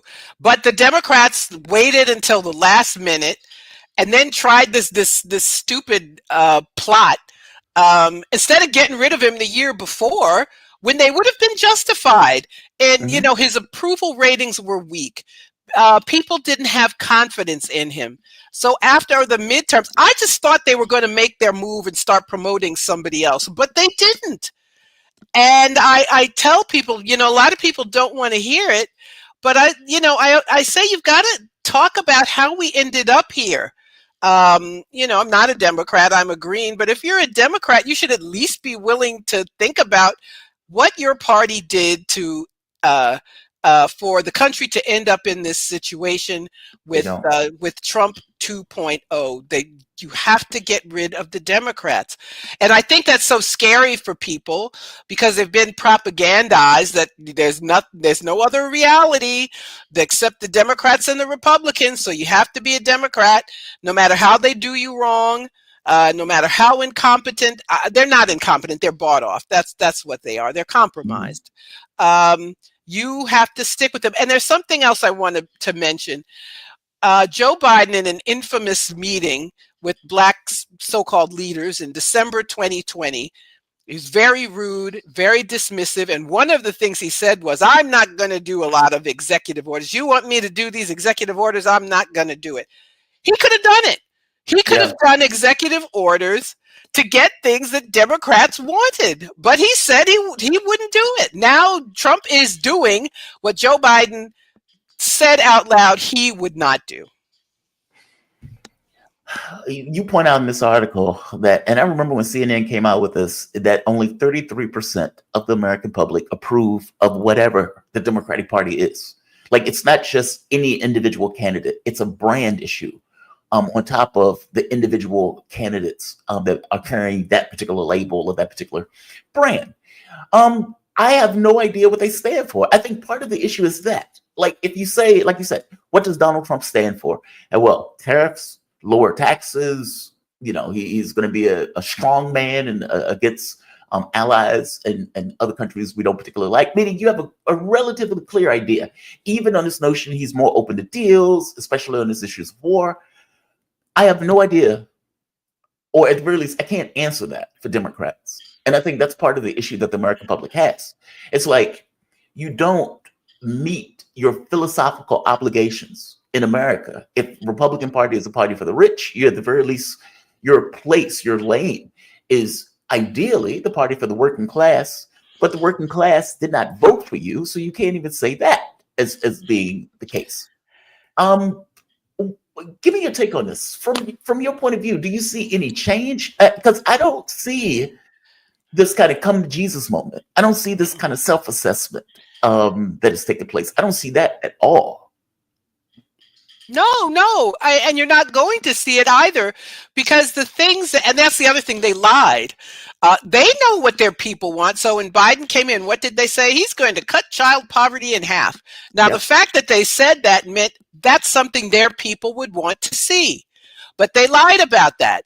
It was assuming the COVID programs continued. It assumed that there'd be an increase in the minimum wage, which didn't happen with Build Back Better didn't happen. So they told this big, most progressive president since FDR, biggest union president of all time. So they know what people want, and they lied to get their votes. This time around, they didn't bother lying, and I guess that's like they sort of respected people's intelligence a little bit. They said, we can't get away with telling this lie 2 elections in a row. And they're compromised. So why didn't you get a Build Back Better? Because the oligarchs said no. Yeah. And they will say Manchin and Sinema, they were the obstructionists of the Democratic Party. And there's always a Manchin and a Sinema, because they don't want anything. And by that, I mean these rich people who helped the Democrats raise $1 billion. So let's stop acting like the Republicans are the only party of rich people. They have made it clear you are not to do anything for the people. So whatever they have, they got to live with, and we may take away some of the stuff you already have, but you are not, under any circumstance, going to offer anything to the people. So that's how they would have gotten, if they had just one legislative victory that helped the quality of life. Instead, they didn't do anything. And then when their approval ratings declined, they blamed people. They said, well, the economy's doing well. People just are too dumb to know it. we don't know why people think they're struggling. They're just too stupid to see these economic indicators or something like that. You just feel that way. You just feel that way. That's all. You just feel that way. The numbers I mean, now the price of eggs, there's all this talk about the price of eggs ballooning in a short period of time. I think it's mostly because of bird flu. But in any case, so they're going to blame, Trump for that. But it is an example of this inflation that, things people, you have to buy food. It's not like a luxury item. The prices have gone up. You can't avoid buying food, can you? Or when gas prices went up because they tried to sanction Russia and raised gas price. Then they tried to, Putin's price hike? Yep. I mean, they, didn't go with that dumb moniker for too long. But, people who want an improvement in their lives in this country we're just kind of stuck. As long as you think you have to stick with the duopoly, as long as you think electoral politics is your only out, this is what we will see. We will see electoral failure and the people's needs being ignored, and then people tuning out to electoral politics altogether. I think you're perfectly right about this idea of how people are terrified of pulling away from the Democratic Party, especially blacks. Because, I put myself in the place when I was growing up, and there was this kind of thing of, it's blue no matter who. You don't even need to know who is on the ballot. If there's a Democrat beside their name, they would be a better alternative than voting for the Republican, in which case you just vote automatically. Like it was that. And I remember the first time I was kind of hitting over that hurdle of, I'm done with this. This is not getting us anywhere. This is not getting me anywhere. This is not to the benefit of this country, and it's certainly not to the benefit of my own political ambitions. it takes a bit to get over that hurdle, especially for most people who, in their framing of the world, there are only two political parties. It's only Democrats and Republicans. If you're not one, you're the other. In fact, many people don't even understand when you tell them, well, I'm not a Democrat or a Republican. They're like, what? What do you mean? What do you mean you're not a Democrat or Republican? Like, it doesn't even fit into their framing of the world per se. But it's required. And I think that's the key point of this article. It's like one political party is accomplishing their objectives. And they had a very clear set of things that they wanted to do, whether they were legal or otherwise. And so Trump goes in and spends, 5 hours on the first day he gets elected, doing one executive order after the next, after the next, after the next, going all the way down the list, including releasing the JFK files, the MLK files, and the RFK files. That's astonishing. Like he did say, to his credit, he says, I'm going to measure my presidency on whether or not I keep my campaign promises. And for better or for worse, he seems to be doing it. Why do you think that one political party is willing to do that, but the other political party is not?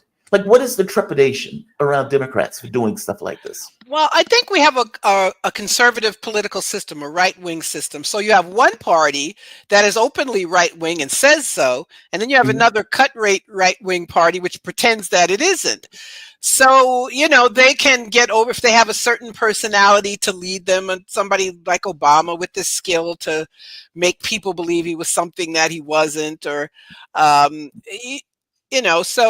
so they can sometimes get over. But the Republicans are right-wing. They tell you so. So we have a far-right party and a center-right party. So when they say we're going to make abortion illegal, it took them decades, but they did it. Yeah. There's only a minority of states where you have an absolute right to have an abortion. Excuse me, in other states where you can sue somebody because they tried to get an abortion, or the doctor goes, yes, all kinds of craziness. But they're the ones who stood by what they believed in. Mm-hmm. Then you have this other party who are, a center-right party. They believe in austerity. They're captives of the oligarchy. They do have a past history of, they were the party of the civil rights movement. They were the party of the labor unions. They, and as I said, in decades past, now it's a long time ago since they did anything like that. So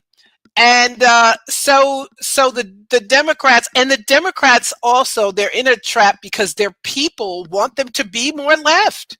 Yes. All these things that we're told are, too leftist and too crazy. It's what people want. People want, you can call it Medicare for all or a public option or whatever the hell. People want a different healthcare system. They want a real healthcare system. They don't want to go broke because they get sick. That's why the guy who shot the health insurance company CEO, people don't hate him. Some people praise him even.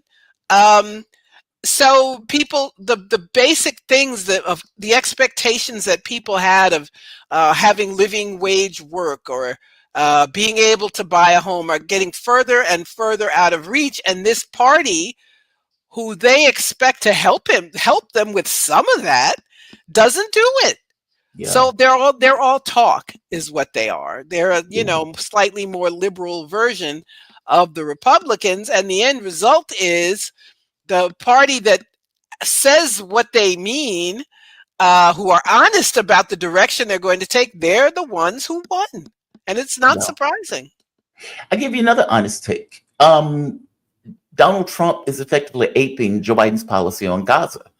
Now, what I mean by that is early on when this was taking place, well, not early on, but over the course of, let's say, 6 months, 7 months into the war on the Palestinian population, Joe Biden Biden went to Egypt and they went to Jordan to try to get them to take in the Palestinian population. Effectively, we want to expunge and to get rid of these people from this area.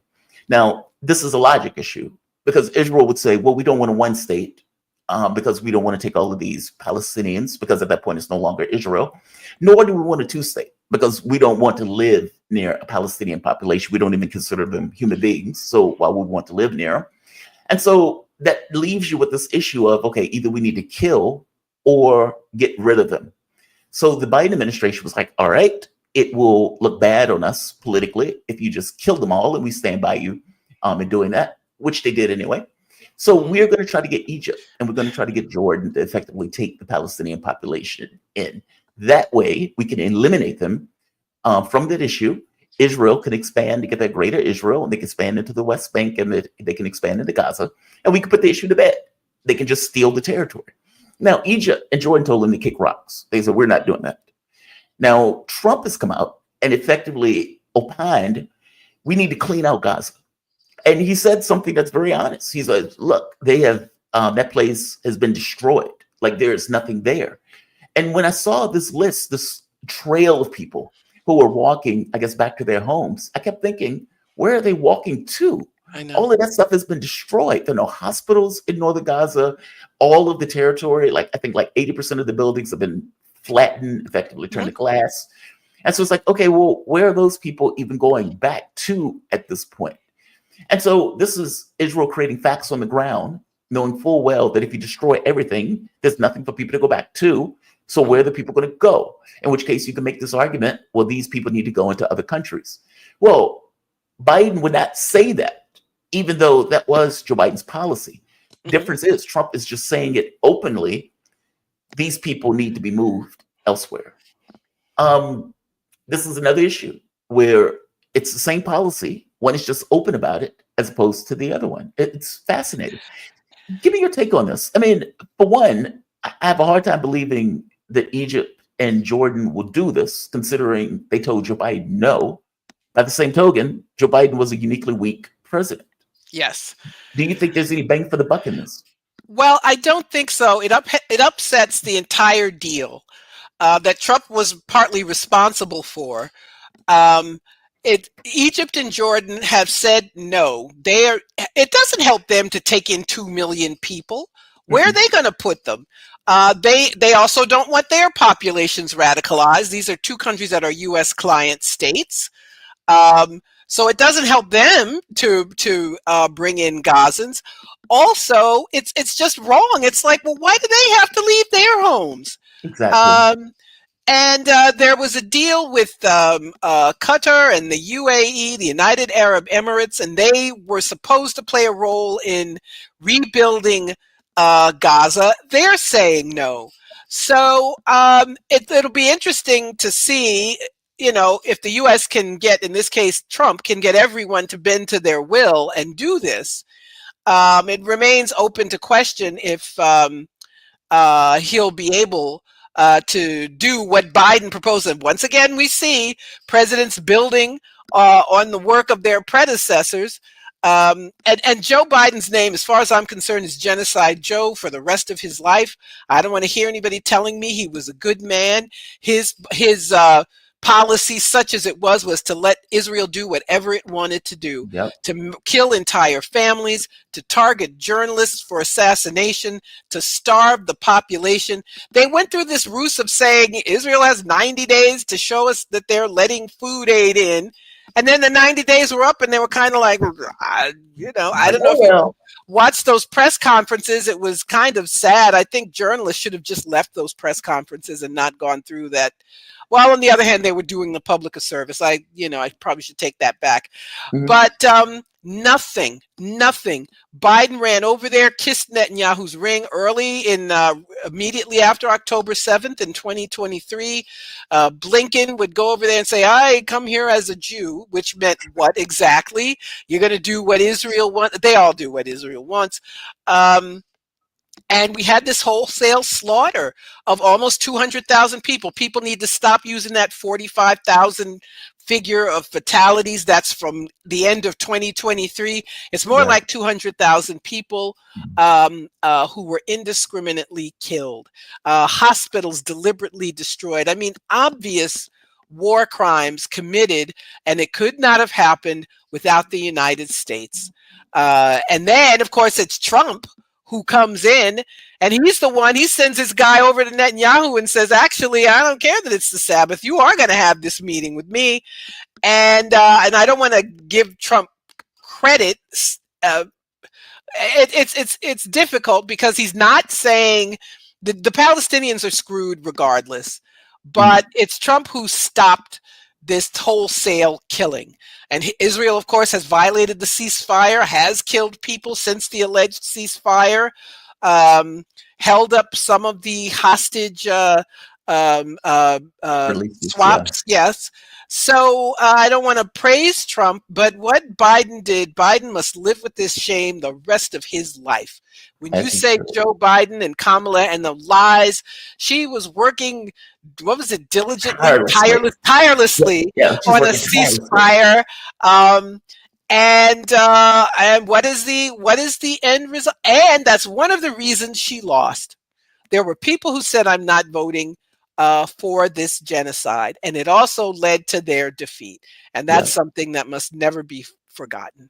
By the way, I met people. I remember when I was in DC, and I was in a store in DC, and one of the women came in. It was an older woman, and she says, I am in great qualms. It wasn't that she was even like heavily ideological. She was like, I cannot back a party that is okay with this. Like, she was just being, straight up and honest. This was a random person, African-American woman, at one of the stores in DC. So yeah, to your point. Well, it was Black religious leaders who first told Biden he was in trouble on the issue.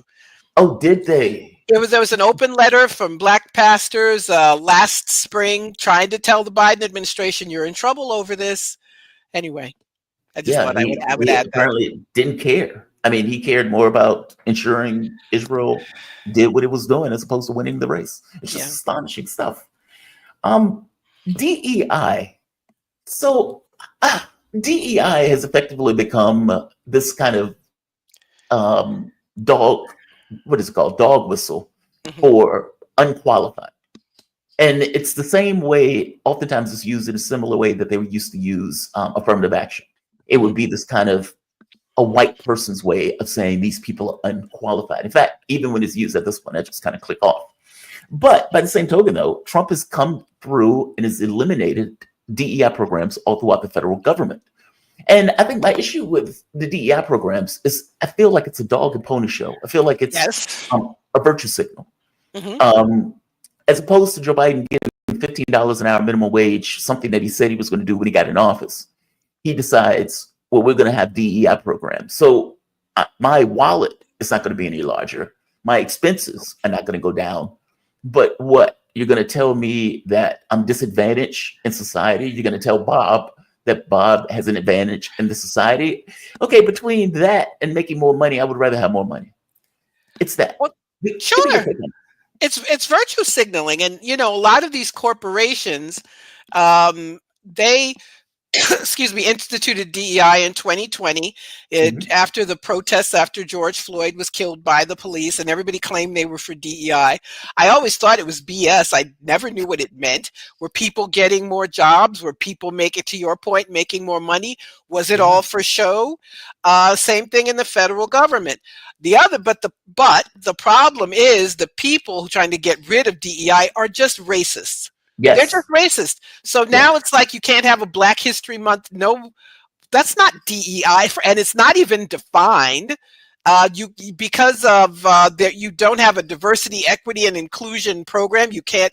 A federal agency can't have a Black History Month celebration. Not that I think that's the be all and end all, but it's an erasure of Black people. It's a way to erase Black people. So we're kind of stuck in a quandary with this liberal BS about DEI programs that didn't do much. Now we have these people who are just blatantly racist using DEI means Black people. Yep. So there was an Air Force unit that said they couldn't include information about the Tuskegee Airmen in a training film. Why?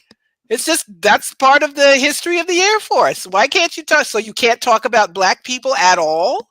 Talking about Black people at all is DEI? I mean, there are places where this is happening, like in Florida. You cannot teach Black history. Not in schools, not in colleges. You just cannot. So now we have this. It's a bad mixture of liberal lying, liberal virtue signaling, met by open and overt racism.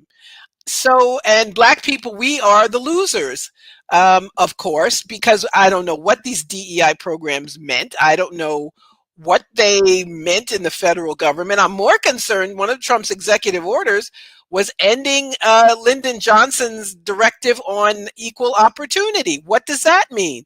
Yeah, I don't even Is know what that means. discrimination legal now in the federal government? Can you change those laws? Is there a way to keep track?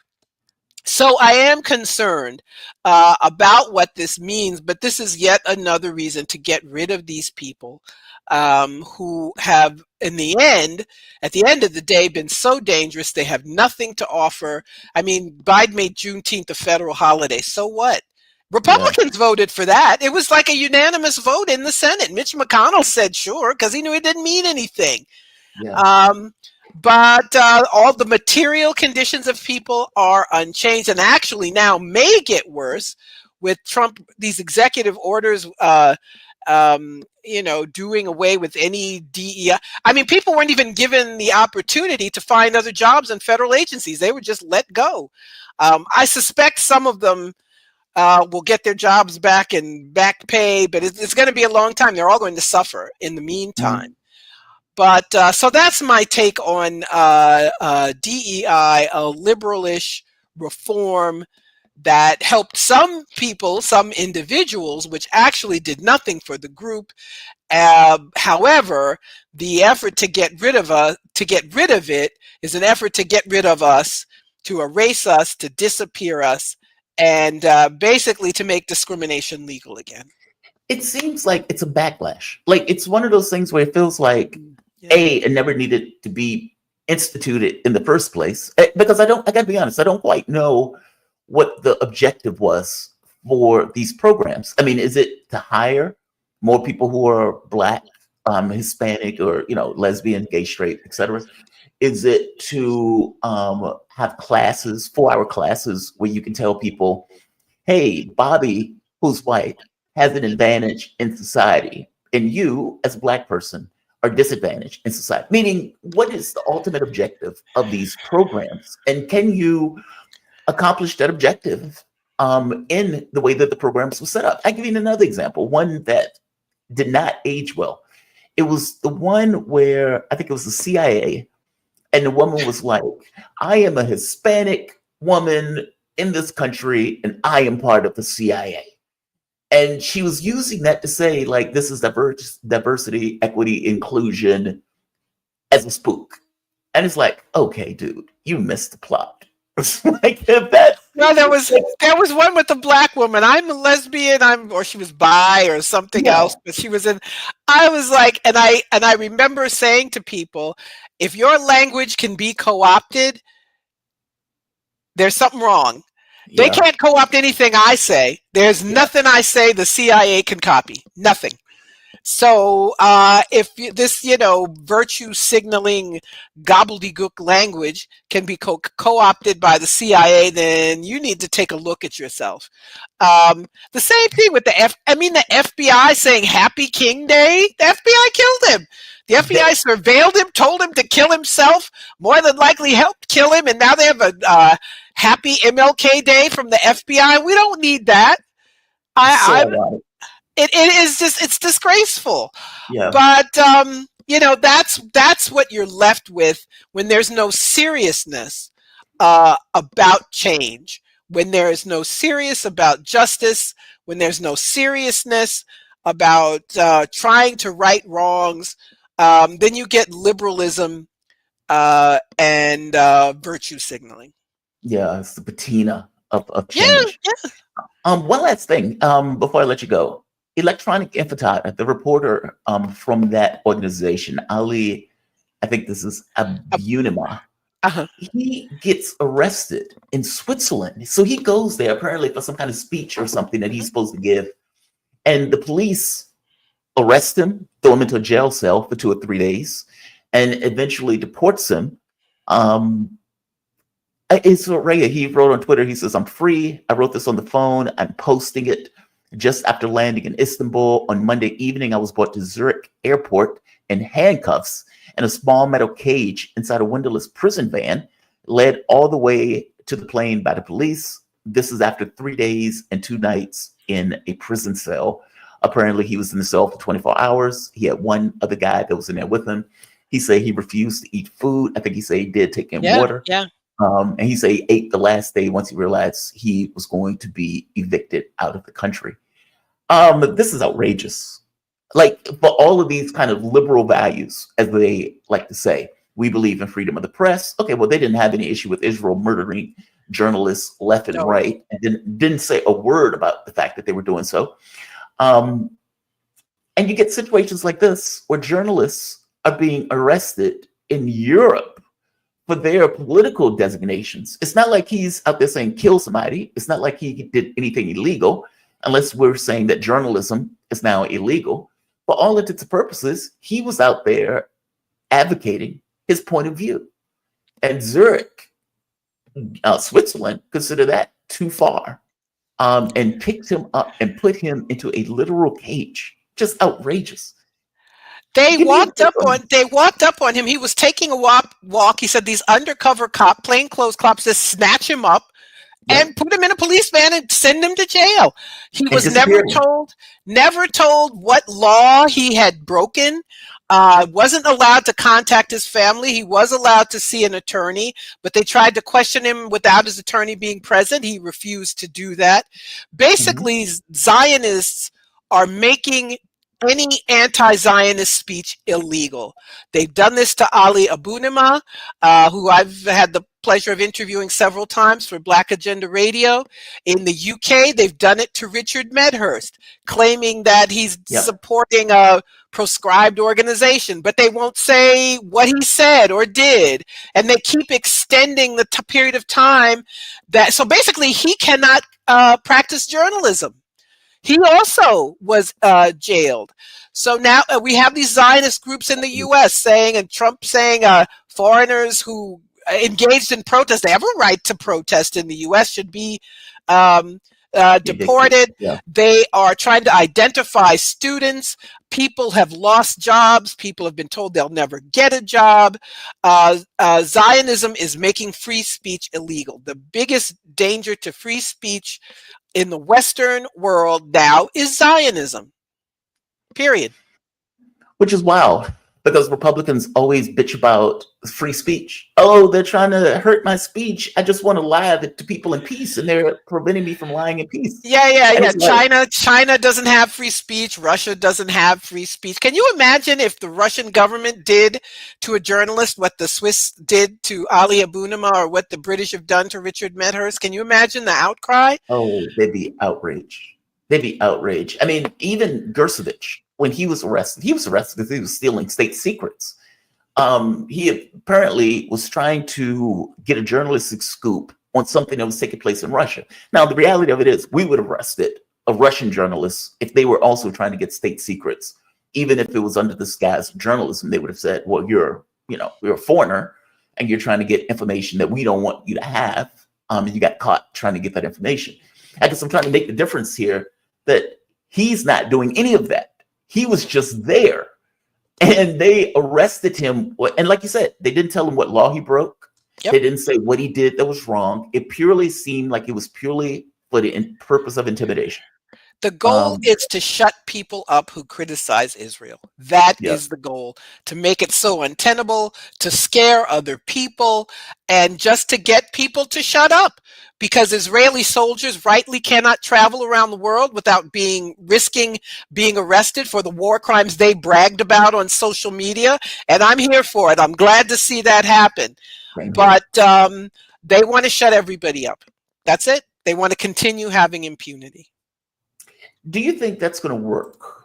I mean, we do have court systems in this country. I mean, the problem is, of course, kind of what Trump is doing now, where he would sign an executive order saying, yeah, we're going to get rid of birthright citizenship. And the judge is like, okay, this is clearly legal. Like, you obviously don't have the power to do this. But it didn't stop him from signing it and writing down, I am eliminating birthright citizenship. And there could be plenty of things that Donald Trump could have written in that were illegal that would still have to work their way through the court system. God, man, this is what aggravates me so much about Obama and that Supreme Court pick.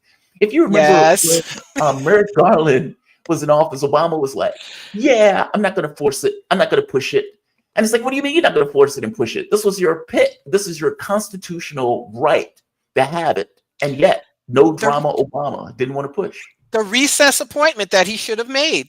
He Yep. should have done it. He should have just done it. They may have rejected him later, but he should have done it.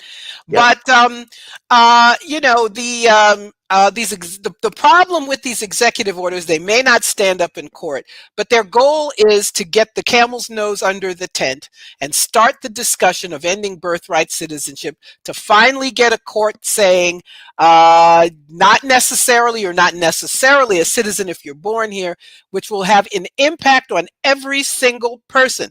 We have a system now where if you have a birth certificate from a U.S. state or territory, you're a citizen, period, the end. So now if you say the children of undocumented people aren't citizens, what does that mean? Everybody's birth certificate has to be approved. If you go to get a passport, how do you prove your family's in the country legally? People don't think about this. Who is going to be the one to decide? We are going to have U.S. citizens being deprived of their citizenship.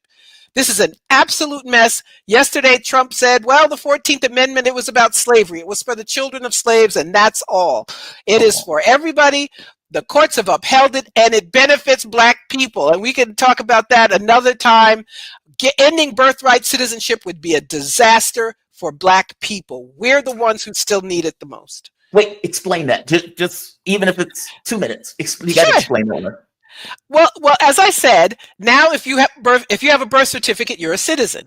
Right. If you say any group of people born here are not citizens, that means, what does that mean? How do you prove your citizenship? Is there going to be a federal agency that regulates and determines who gets a birth certificate? Does everybody get a birth certificate? How you can't just. Who will be the ones that have to prove they're in the country legally? How will that be done? So 20 years from now, you go to get a birth certificate. Just being born here doesn't necessarily make you a citizen. How do you prove citizenship? We don't have any mechanism for proving citizenship other than birth and naturalization. This will create, by necessity, an entirely new process. Nobody has said what it is. Nobody has said how it will be regulated, but I guarantee you, Black people will be deprived of citizenship. Well, there's also this other weird aspect of it where it's like, let's say if I'm from, I don't know, Mexico or Chile, just pick a country. I have a kid here. The kid has never been to Chile. So what is the kid's nationality at that point? Meaning I get it if it's birthright citizenship. At the point where the kid is born in America, the kid is American. But the moment that you get rid of that, where is that kid You from? could be stateless. I mean, it depends. There's some countries that don't allow dual citizenship. China, for example, does not allow you either. If you're a citizen of China, you can't be a citizen of any other country. Some countries allow, I think most do allow dual or multiple citizenship, but people will be, to your point, people will be made stateless. Jesus. Yes. And so people haven't thought about, thought the implications through. This is very dangerous for everyone. Yeah, this is going to get killed in court. There's no way this is going to pass, but we'll see. Margaret, thank you for this. I always appreciate talking to you. I really do. Margaret Kimberly, she is senior columnist and editor for Black Agenda Report and author of Prejudicial, Black America, and the Presidents. You can find her on Twitter at Freedom Ride Blog. And Margaret, and you can also find her work on blackagendareport.com. Definitely check out their stories. They have really good stuff. In fact, one of the articles that I was covering today came from Black Agenda Report. Thank you for this, Margaret. Thank you. Great to be here. Bye-bye. Absolutely. You have a good one. All right. The one, the only, Margaret Kimberly, and she is absolutely right. But again, this goes to the whole point, right? Trump is like, this is what I'm going to do when I get in office, and follows through, whether you like it or whether you don't, and even whether it's legal or not. I mean, when the judge saw what Donald Trump was doing with the birthright citizenship thing, he was like, well, this is obviously illegal. You, as a president, don't have the power to do this. At no point did they stop him from doing it, though. And that's the rub. The president can do whatever the president wants. The catch becomes, is it going to get struck down in court? And how long does it take to get struck down in court? And what is going to be taking place up until the point where it gets struck down? Now, you may have a judge that files an injunction against whatever that ruling is up until the point it's litigated. So there's the potential for that. But this puts me in the mind of Obama and how weak Obama was on that issue. I mean, keep in mind, if you go back to it, this was Merrick Garland, Obama's milquetoast pick. And Mitch McConnell came up and said, well, people don't choose Supreme Court picks the last year before race. Now, this was nonsense. And he violated this nonsense made up provision himself during the Trump administration. But I'm trying to make the point of saying Obama should have did it. Take him to court. Make your case in front of a judge about why this recess appointment doesn't necessarily work or why this is something that shouldn't necessarily be sustained. He didn't want to do it. Hence, Obama loses his court pick. Mitch McConnell said the greatest moment in his political career is effectively stealing Obama's court pick. Just astonishing. Utterly astonishing. Coming up in a few minutes, we're going to have the one and only Michael Maloof. And the thing that I brought Michael Maloof on to talk about is a rather astonishing admission coming out of Kirill Budanov. Budanov is the one who likes the darkness. He's like the Batman of the Ukrainian military. He's their spy chief. And apparently they were having, I guess, this kind of behind the scenes meeting. And they asked him his take. And he gives a stunningly honest appraisal of Ukraine's position currently. And effectively what he said, to summarize, he says, look, we have until the summer. And after the summer, if there's not any kind of real negotiations that are taking place, the existence of Ukraine itself is at stake. Just to get right here, it says right here. He said the sources singled out Budanov's account. Quote, someone asked him, how much time do we have left? He responded with his signature cold smile. Quote, if there are no serious negotiations by summer, very dangerous processes could begin for the very existence of Ukraine. Now, this came out of several sources that were behind the scenes and heard him say this. This, I think it was called Strana newspaper magazine that effectively outed this information. Now, they have walked this back. And in walking this back, they point out that any information coming out like this is classified. This is not necessarily information that's supposed to be revealed to the American or to the public in general. And they have effectively pulled back saying, well, no, that really didn't happen. But if it did happen, it would be classified. And so even though it didn't happen, if it did happen, you still shouldn't be talking about it one way or the other. So yeah, you shouldn't be talking about that. Ixnay on the whole, we have 6 months left before it all collapses.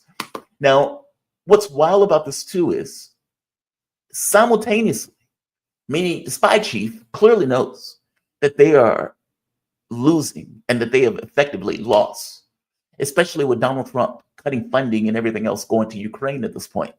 So not only is Trump cutting immigration services, there are calls for an audit of the money that we've been sending Ukraine. That also brings into context this kind of veiled threat that Donald Trump issued towards Joe Biden, effectively saying he pardoned all of these people, all of these family members. And at the end of the day, it may end up being that the person he should have pardoned was himself. Because again, if you're talking about all of this money being spent in Ukraine, you're talking about hundreds of billions of dollars that are being spent. Is the money going to the place it's supposed to go to? And should you have an audit to ensure that the money is and punish any device that allowed that money to go somewhere where it's what's supposed to go? I guess my point here is that Budanov is articulating reality. He's articulating reality. It is a reality that is clear in Western media at this point, and it's a reality that apparently is also clear to the Ukrainians, whether they would say it openly or not. Because again, this was something that was said behind the scenes that was effectively outed in the media. Now, imagine for the moment that this is the story that they're talking about, meaning this pops up in Ukrainian media where the spy chief is effectively saying we have 6 months, and if we don't have any kind of peace talks in 6 months, the existence of Ukraine itself will be at stake. And simultaneous to this, meaning juxtaposed to this, are the talks where they're trying to pass legislation to drop the age of for the press gangs to 18. Now, I will call those people kids because I'm old. And from my point of view, an 18-year-old teenager is now being drafted into a war that even Budanov himself has acknowledged is a loss. Think about that. Like, think of how weird and warped that is. It's, the last man. No, who wants to be the last person to die in a losing war? Who wants to be that guy? And for all intents and purposes, it seems that elements of the Ukrainian government is perfectly aware of what is happening on the battlefield. Through all of this talk of Ukraine is winning, Ukraine is in a stalemate, Kursk is just phenomenal and shows a certain amount of dynamism and energy that is still in the Ukrainian military. Okay, put all that stuff to the side for the moment. Those people are being slaughtered. Budanov knows, he's aware of what's true in this. He knows that the military is collapsing. He knows that it's becoming more and more difficult to press gang people into the military, and the number of desertions have reached into the thousands at this point. He is perfectly aware of it, even if they don't necessarily say it openly. I guess the only issue here is they didn't necessarily want this to be open, while simultaneously trying to convince the Rada to now bring in kids into the military to fight. Astonishing. Like, there's no other word for it. Just fundamentally and outright astonishing, grotesque, cynical. All of these are words that I would ascribe to this. A, the war never needed to take place, so there's that. B, the war is a fundamental loss. I'm not even sure or certain that the Biden administration ever believed they were ever going to win the war, short of this notion of sticking it to the Russians. There was an article that came out, this was about a year or so ago, and it was talking about back-channel communications between the White House and Russia, and that there was always this unspoken, tacit agreement that the U.S. could only ever go so far if indeed the U.S. wanted to prevent a larger war. And because the U.S. didn't want to go into this kind of larger war against Russia, that for all intents and purposes, they always limited the amount of, let's say, resources they were giving Ukraine to fight, because what they knew was that at a certain point, Russia was going to go all out to win it. Meaning there was never going to be a situation that Russia was going to allow themselves to lose that war. It was existential from the Russian government. The US side knew it, even if they wouldn't necessarily say it. And so there were always limits in how far and how fast the US was willing to go in supplying Ukraine with weapons, resources, and the type of weapons that they gave them, because they didn't necessarily want Russia to flip its wig and go all out in some kind of, let's say, attack that would allow it to escalate even against NATO nations. If you remember, when I was talking to Mark Svoboda, Mark made this point of saying that part of the reason that Putin moderates what he does and is only willing to go so far is because he doesn't necessarily want to create a pretext by which Western countries feel the need to get involved. Now, it seems that something like that might have been working on the other side too, from the standpoint of the US, since the US knew that it would have to be the force to fight the war. And so there was limits in how fast and what the US was willing to give Ukraine. Yeah, they were willing to titrate stuff to them, and they were willing to give stuff over a period of time, but not necessarily in this kind of all at once immediate fashion in any way that would have dramatically or altered the context of the battlefield. send your kids to die, and send your kids to die in a war that the spy chief has just been outed as saying will fundamentally collapse in 6 months. Just astonishing. I want to bring in him, I guess. I will give him, oh, there we are. Okay, good. The man of the hour, Michael Maloof.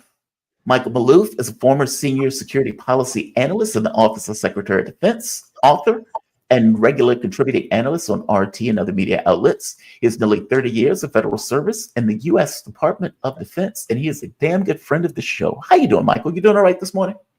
So far, so good. Thank you, Tomorrow. I hope you are man. too. Thank you for joining me, man.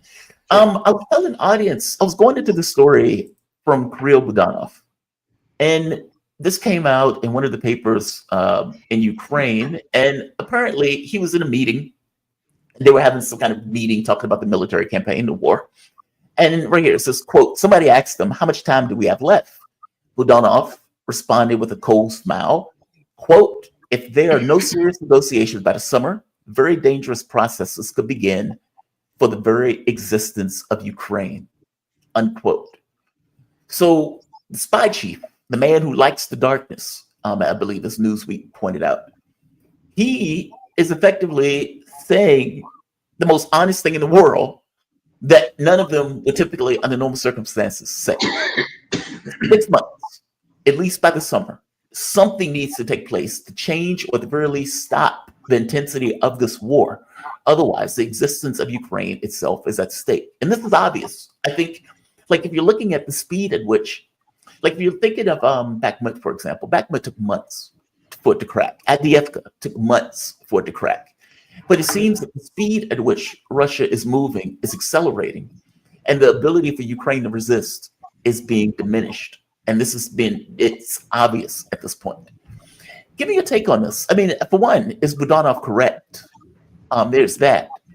And I want you to give me your take on this, juxtaposed against this notion of now we need you to send your kids to war also. So not only is Budanov, the spy chief, effectively saying the quiet part out loud, in 6 months, if we don't do anything major, this is going to collapse. But we also are telling people that we now need you to send your 18-year-olds into a losing war. It's just astonishing. Give me your take on this. Well, there are a number of considerations. Number one, on the Ukraine side, they are losing dramatically. They can't keep up their mobilization.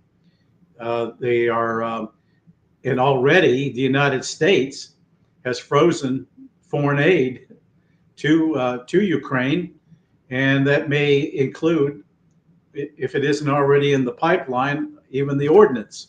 So I think the message is becoming clearer and clearer. Now there's another consideration, and I had a Russian diplomat point this out to me the other day. Ukraine had passed a law saying they will never negotiate with Russia. Right. That needs to be rescinded.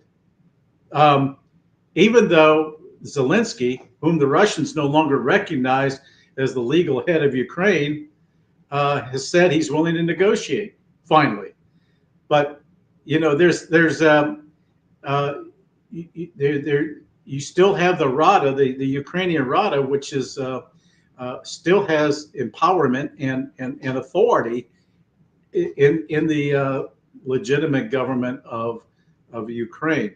I think what the Russians are suggesting is that we're bringing this to closure, and I think that they're also feeding off a little bit of from Trump's desires to want to get this conflict ended quickly and soon, because in meantime you have the other Western countries that want to have some kind of a bilateral security relationship, wanting to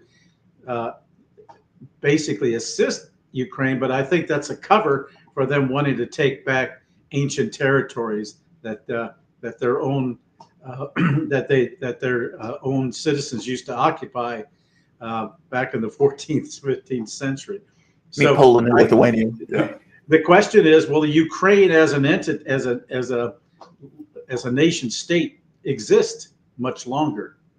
And I think that even the Europeans are getting pretty fed up, and instead they want to pick the carcass. It's like in the Zorba the Greek movie, they were waiting for the old woman to finally die, and as soon as she did, all the local residents just came in and took all the possessions, you know. So Yeah. I mean, but they're at the point of saying, send in your kids. I mean, like I'm saying kids because from my point of view, an 18-year-old is effectively a child. But we're talking 15 to 18. That's astonishing. I mean, like, yeah, I agree. It's mind-blowing to me that two of these things can exist simultaneously. A, we're going to lose the war, meaning our military may collapse. Hell, the government, meaning the very existence of Ukraine, is at stake within 6 months. But we also need to send kids into the war zone, into a losing war. That is so grotesque to me. Well, I think at this point, Ukrainians themselves now have got to rise up and say, enough of this stuff. The war is over. You've lost. And you're going to lose more territory. And the Russians are going to undertake a major offensive if they haven't already. I think they've already begun, frankly. And all the critical areas now where the hubs are in Ukraine proper are vulnerable because the Russians now are in a position to take back more territory, and they can continue doing that, particularly in the Russian-speaking areas, and that would include Odessa and Kharkov, and all these areas where there's still Russian-speaking people. In the meantime, in Western Ukraine, you've got Polish-speaking people, you got Lithuanians. They all want their old citizens back, and already you have these NATO countries basically using NATO to exercise their ancient desires to retake lands that once belonged to them back in the 14th, 15th century. Let me ask you this. If Ukraine was in charge of their own military, do you think they would be going this far? And what I mean by that is, you know, if the United States, let's say Vietnam, let's use Vietnam as an example. The U.S. goes into Vietnam. The U.S. is fighting that war for X number of years, and we lose, I forget how many hundreds of thousands of people that we lose in the war, or tens of thousands, I forget the exact number. But at some point, the U.S. makes this choice, all right, we need to cut our losses, and we're going to leave because we have all of these people that are dying. We're unclear in regards to what we're going to get out of it, and we're even unclear on what a win looks like in the situation. So we are leaving, we're pulling out. But what would have happened if the U.S. military wasn't making that choice, or the U.S. president wasn't making that choice, but a foreign government was making that choice? Well, if a foreign government is making that choice, that foreign government is going to care less about the fact that American soldiers are fighting and dying, and they may be more inclined to keep American soldiers in there far longer than what the actual government would do, that government being ideally having a responsibility to the soldiers that are fighting in that war.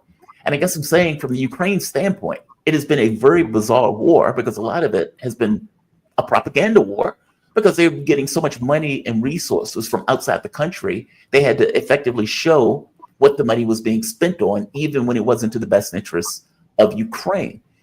Give me your take on that. I mean, if Ukraine was fighting this war on their own, and let's postulate for the moment that they're able to fight the war on their own, do you think they would continue and have gone this far in the fight? Or do you think they would have tried to come to some kind of terms by now? I think based upon the hypothetical assertion that you made, I think the Russians probably would have just steamrolled all over it. I think Russia has been somewhat restrained because of NATO and because of the United States. And if those other countries were not participating, I think Ukraine would have gone down some time ago. And it's only been because of the continued support. Look, they had to get outside support because they couldn't do it on their own. So that tells you volumes. No, that's a good point. The fact that these other countries were involved on some level is a restraint. Russia doesn't want to go too far, too fast because they don't necessarily want to create a pretext to get involved further into the war.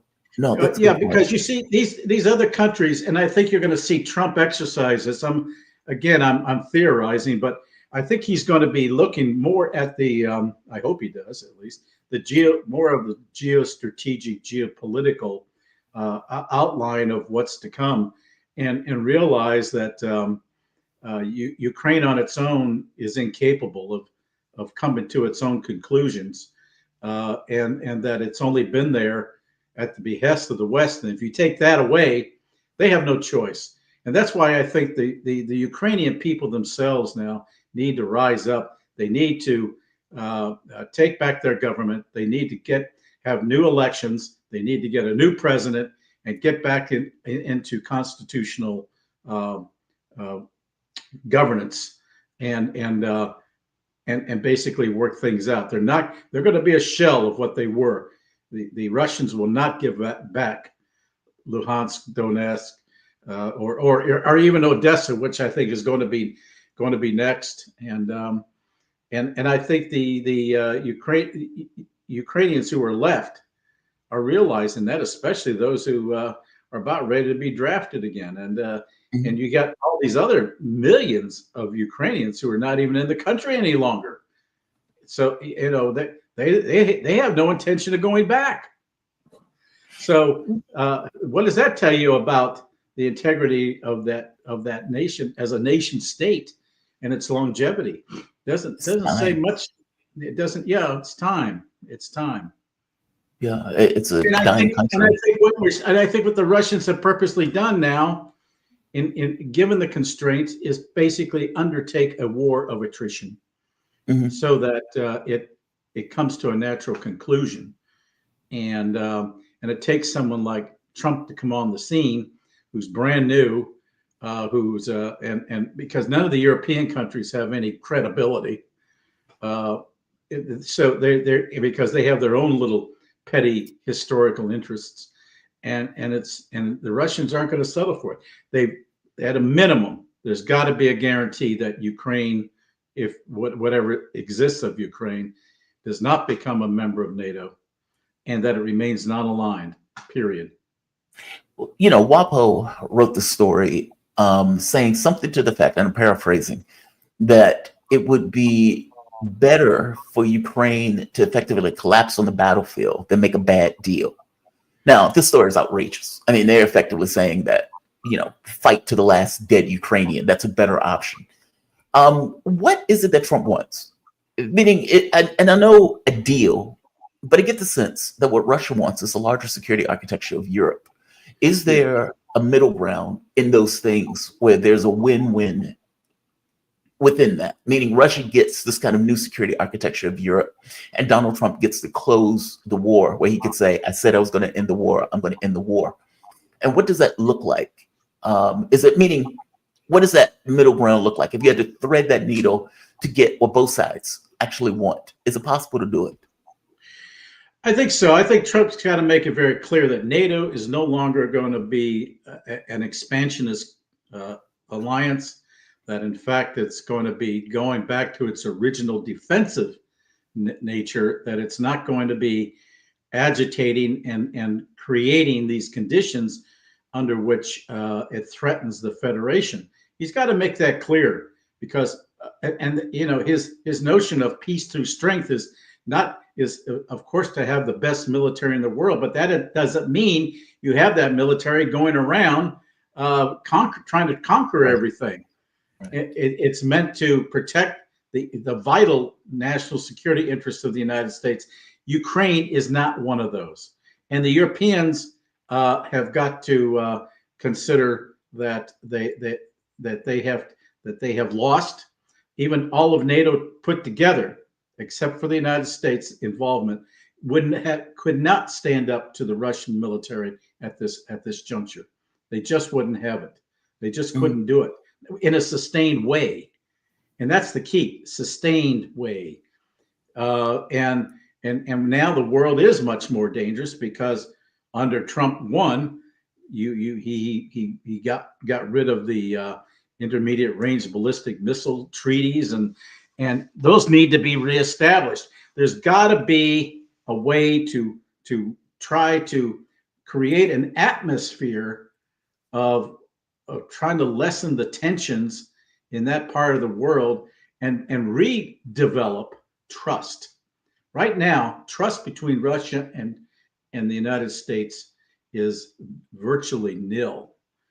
And what the Russians are very concerned about is that Trump is going to fall back on listening to his old advisors, such as Kellogg, who's a neocon, and Fred Fritz, in these characters that got us into this mess in the first place, and we're trying to push the whole expansionist policy toward the Russian, up to the Russian Federation, and they're still talking that way toward China. So, and that's what in turn what has drawn Russia and China together.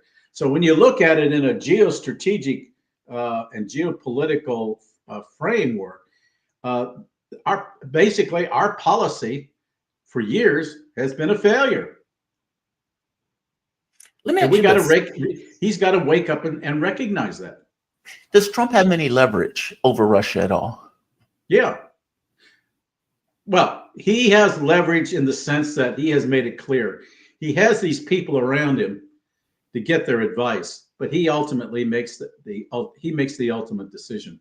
You didn't have that with Biden. And Biden always read from whatever talking points were handed to him.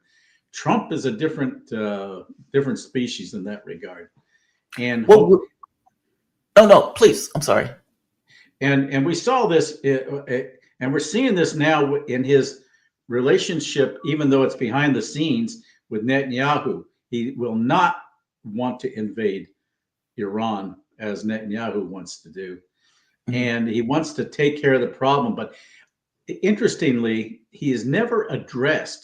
Trump has never addressed as such the issue of the Palestinians, the fate of the Palestinians. Okay, yesterday he talked about putting them in Egypt and Jordan. Those two countries have already summarily rejected that notion, yet he has no other solution. His idea is, well, let's work to expand and have economic opportunities in the Gaza, and if Israelis want it to make condos and beachside fronts, that's the direction he wants to go. Never mind that that's land the Palestinians have occupied for what, 2 millennia? Yeah, 2 millennia. Even Hadrian, when he was the Roman emperor, was in that area. He spoke of the Palestinian area in relation to the occupation of Syria by the Roman armies. And this, it isn't like you hear from Newt Gingrich that, well, the Palestinians are just a figment of the early 20th century. No, they've been around for 2 millennia. Well, I guess that brings up another question. What move into that since we ended up on this topic? Egypt and Jordan has said no. In fact, they told Joe Biden no. I mean, even before Donald Trump got around to this particular policy proposal, they had already told Joe Biden no, and they had ruled it out completely. But considering that both of these are clients of the United States, I mean, Egypt gets a ton of money from the United States, if I'm not mistaken, so does Jordan. Does Trump have a level of influence that Joe Biden was just not willing to wield? Like, because if you think about it, the Netanyahu thing, Joe Biden, we were giving Israel like 70 to 80% of all of the money and resources that they were spending to propagate this genocide. And at no point did Joe Biden use any of the political clout or financial clout, or for that matter, the military armaments to compel behavior, or at the very least push behavior one way or the other. Donald Trump wasn't even in office yet and was able to make, or at the very least get a ceasefire, at the very least stop the overt large-scale killing, even though the killings were still taking place. So if we use that as a model, do you think there's any chance that Donald Trump has the capability of pushing, cajoling, threatening Egypt and Jordan into accepting Palestinians? He can cajole. I don't think they can handle it economically. number one. But number two, it's not what the Palestinians want. And it would also represent overcrowding. And even in Jordan itself, the population there doesn't want them. Right. They have them. They've got Palestinian camps, but why haven't they released the camps and integrated those folks into mainstream life there? No, they've maintained these camps. They don't want them, and they would have to house them and take care of them, and economically they cannot afford it. The United States cannot afford it. The United States cannot afford to underwrite them, either country. So it's an entirely different picture than when Trump was in office the first time. And you also have, since Trump was in office the first time, renewed relations between Iran and Saudi Arabia. So the question is, why do we need a U.S. presence in that region, and to continue that when the United States, when these two countries or entities representing Sunni and Shia are no longer in conflict, open conflict with each other, at least, except for the radicals, and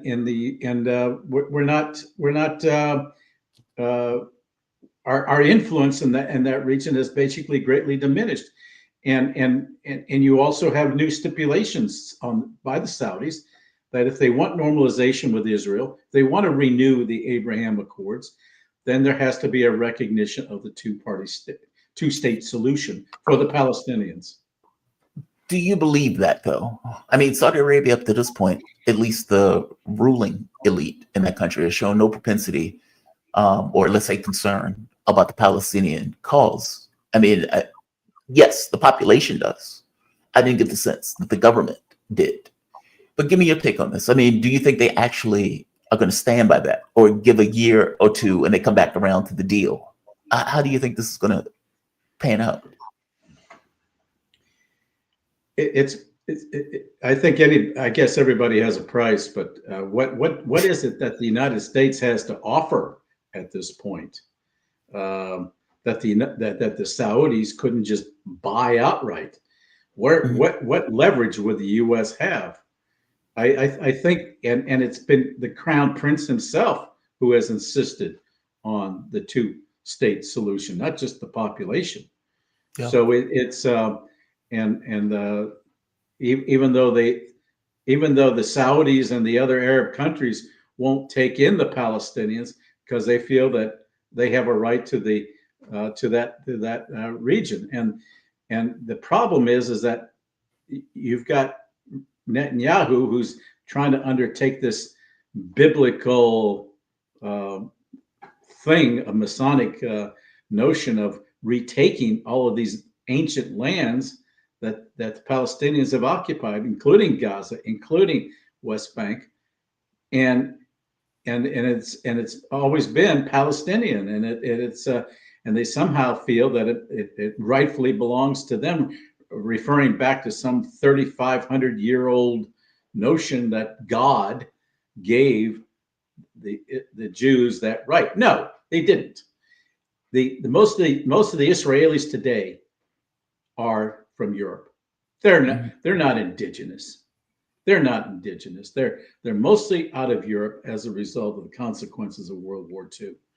And we need to, again, our policymakers need to know and understand history before we go off trying to come up with new policy directions.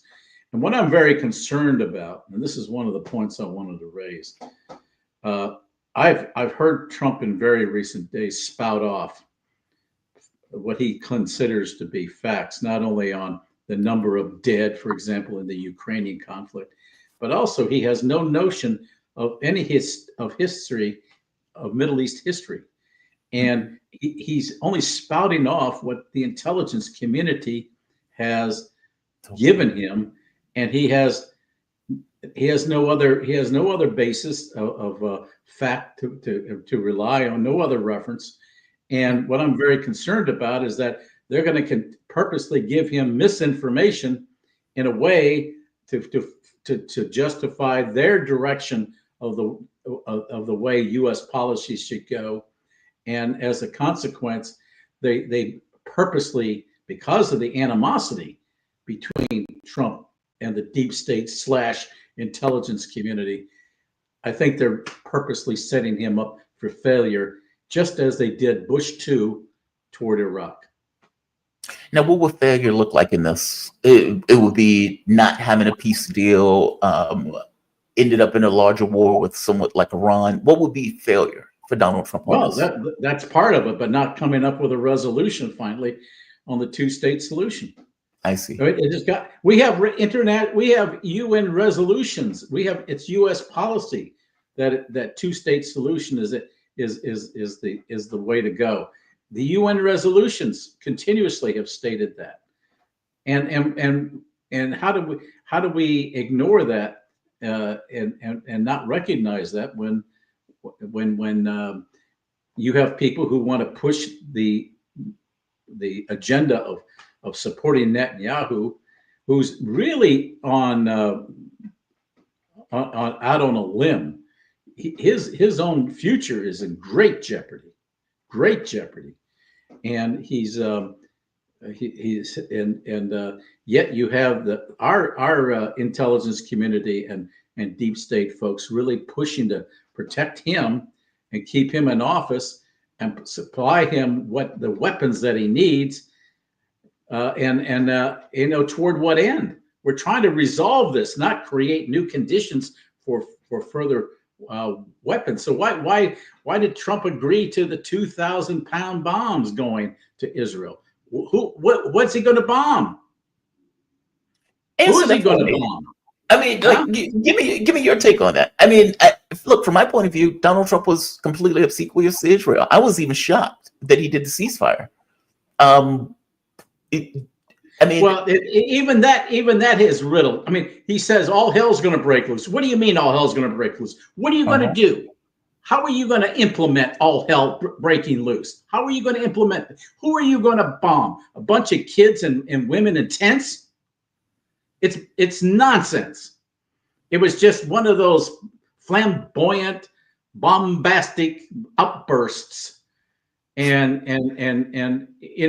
when you stop and think about it, you think, what do you mean all hell's going to break loose? Yeah. Maybe he ought to point that more in the direction of Netanyahu to have him overthrown or replaced and put in a government that's more reasonable and willing to work with the Palestinians. Well, speaking of that, how do you think this ultimately, Donald Trump says something that I take it to be true, even though I don't necessarily know what it entirely means. So he pointed out that Gaza has been fundamentally destroyed, that there's like nothing there.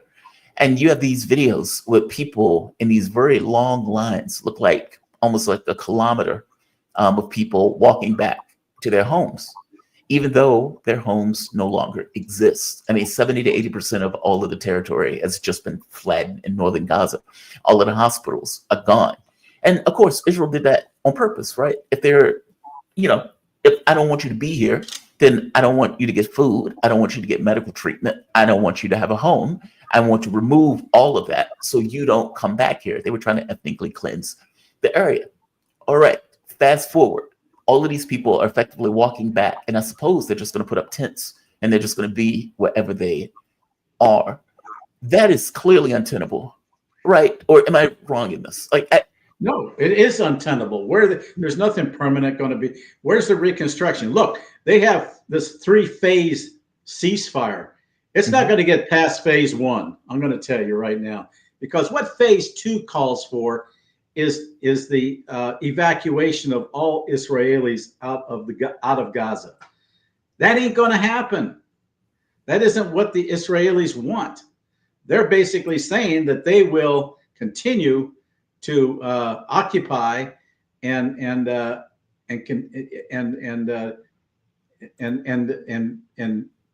basically take it over. And with Trump talking about, well, I'm trying to invest in the area, which implies working with Israelis, I don't see any resolution. And you already have Smotrich, even though Ben Gvir has left the government, Smotrich, who has another 6 members or so in his party, keeping the Netanyahu government afloat. He's basically said, look, I'm going to walk too if you don't resume the war.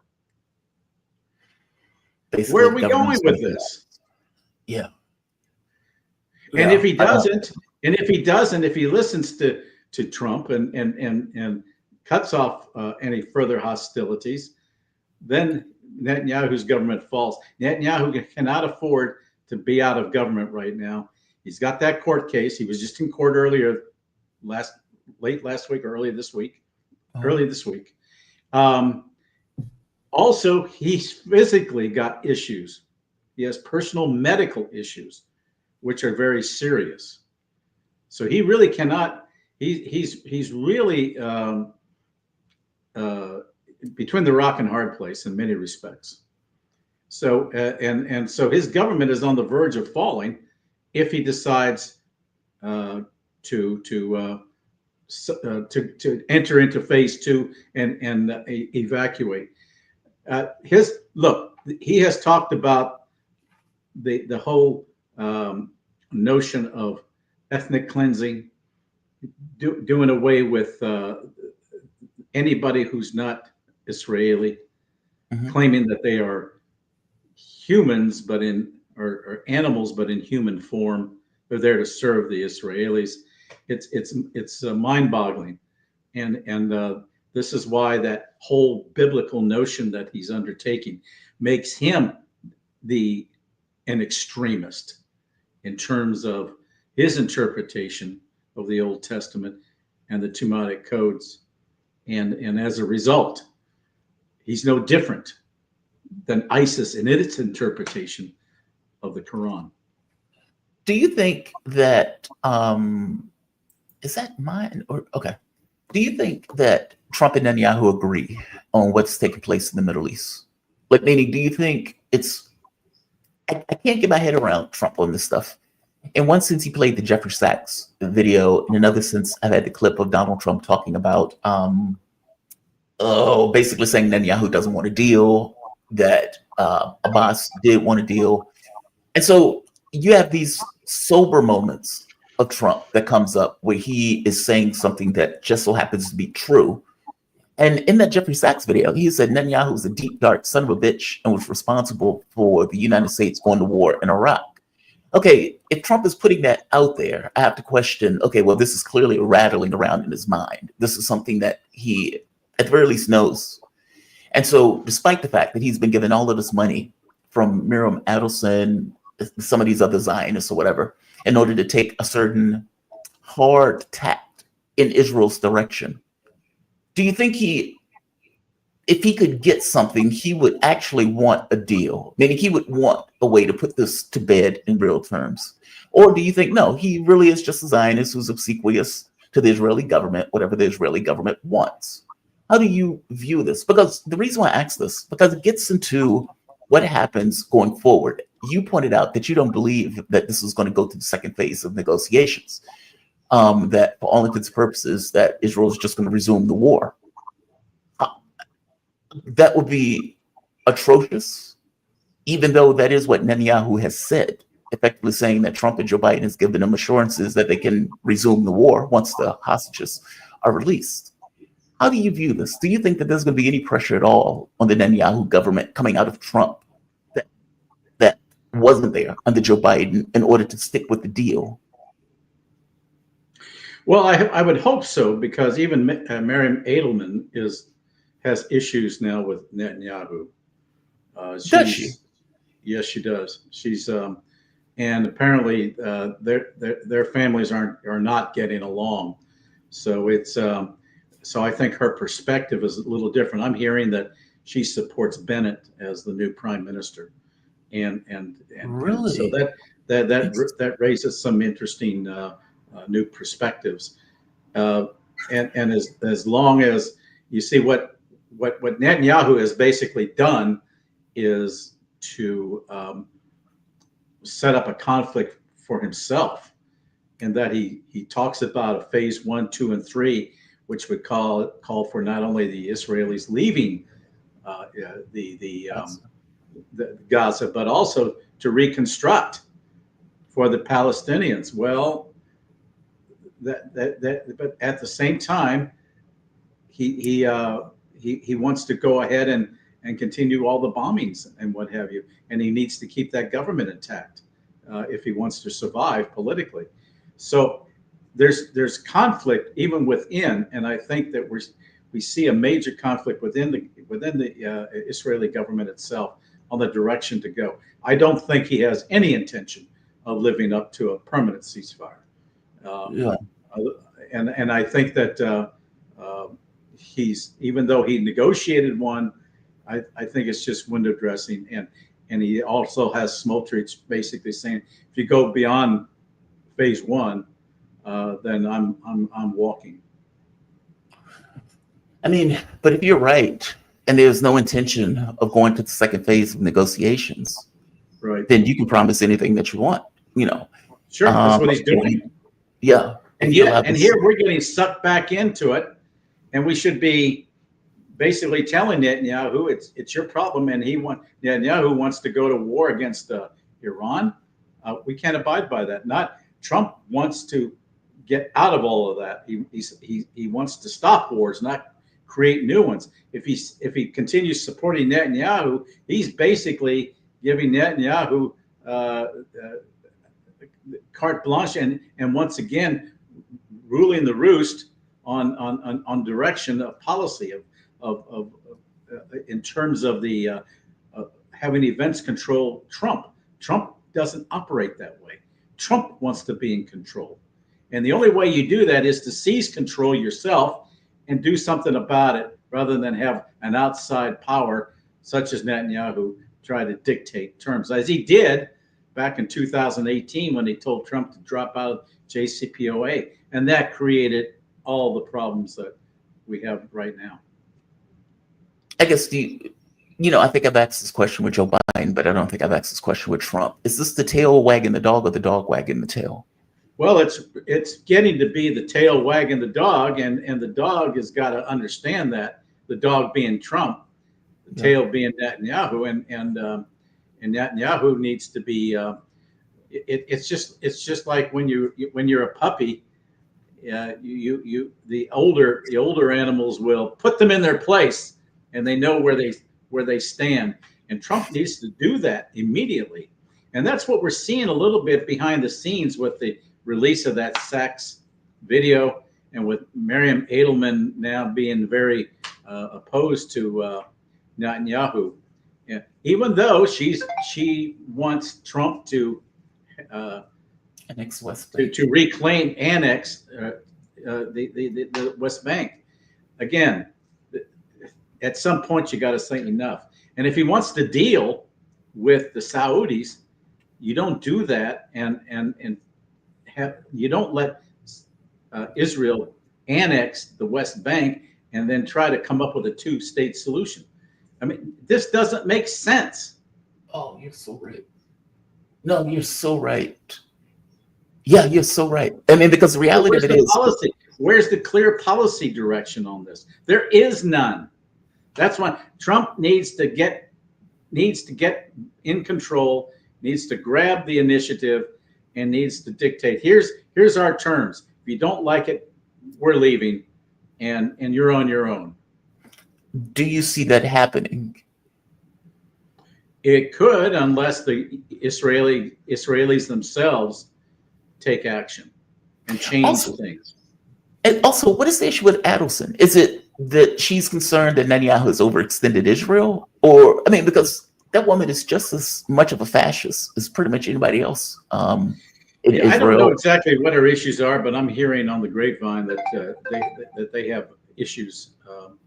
And I don't know precisely what the issue is with Netanyahu, but Netanyahu has managed to isolate himself against everybody, even Trump, and that's quite something. Wow. It's got. By the way, I've got another thing coming up shortly, so if we can wrap. No, totally understand. No, we can close it on this. No, look, man, I always appreciate the time that you give, and I always appreciate your take. It's really appreciated. Well, I hope Mike it helps Malone. because I'm still trying to understand it myself because it's so fluid. And I don't think either, certainly Trump does not have a well laid out policy direction that he wants to pursue. We know he doesn't want any more wars, but he doesn't want to get sucked into one that's going to be even greater and it's going to make it much harder to get out of, such as going after Iran. And I think he's also got some quiet channels now opening up to Iran. Somebody else said that too, that he's working behind the scenes, like in the same way it took Nixon to go to China. It takes somebody like Trump in order to kind of make this deal. Well, you've had Elon Musk. You've had Elon Musk visiting twice. I'm told that his biological father was Iranian. Really? I mean, it would smooth any kind of back channel negotiations. I'll tell you that much. Yeah, it would be interesting. Yeah, Michael Maloof. Thank you, man. I really appreciate it. Michael Maloof, he's a former senior security policy analyst in the office, of Secretary of Defense. He's an author and regular contributing analyst on RT and other media outlets. He has nearly 20 years of federal service experience in the U.S. Department of Defense. Have a good one, my man. Be safe. You too. Thank you, Jamal. All right. We have come to the end of another show. Let's hit the chats before we close it. Mr. Ripley, it says, and then later they denounced themselves.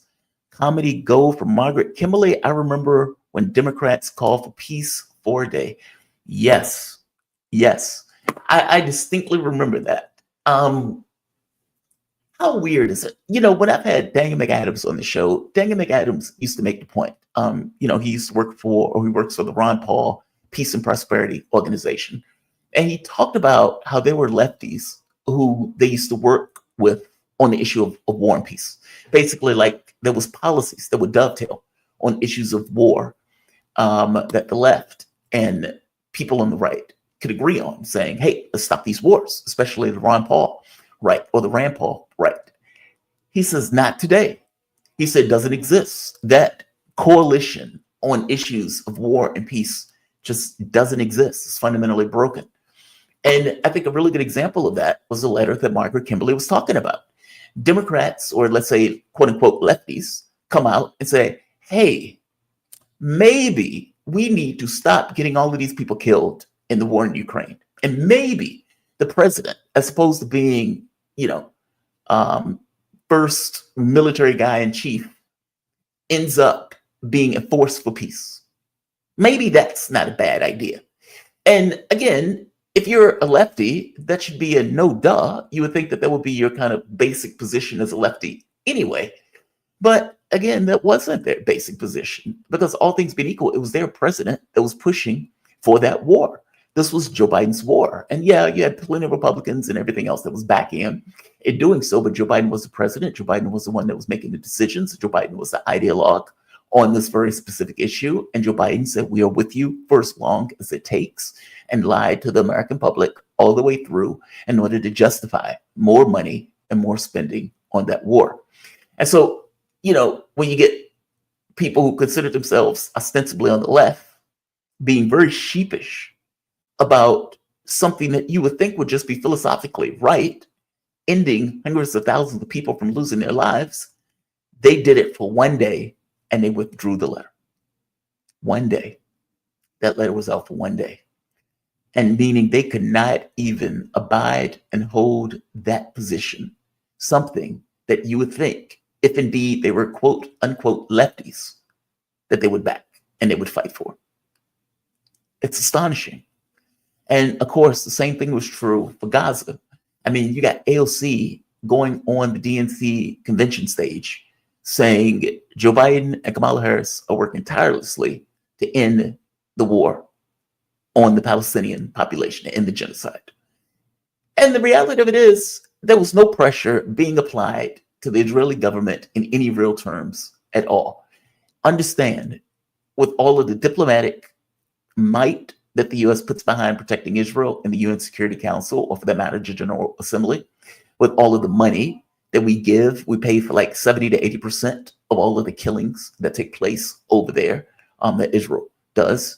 And the intelligence. I mean, hell, at one point we even had special forces on the ground. So despite you putting in all of these resources, you still come with the assessment of, well, Israel is an independent country. We have no control over Israeli policy. Okay, this is nonsense.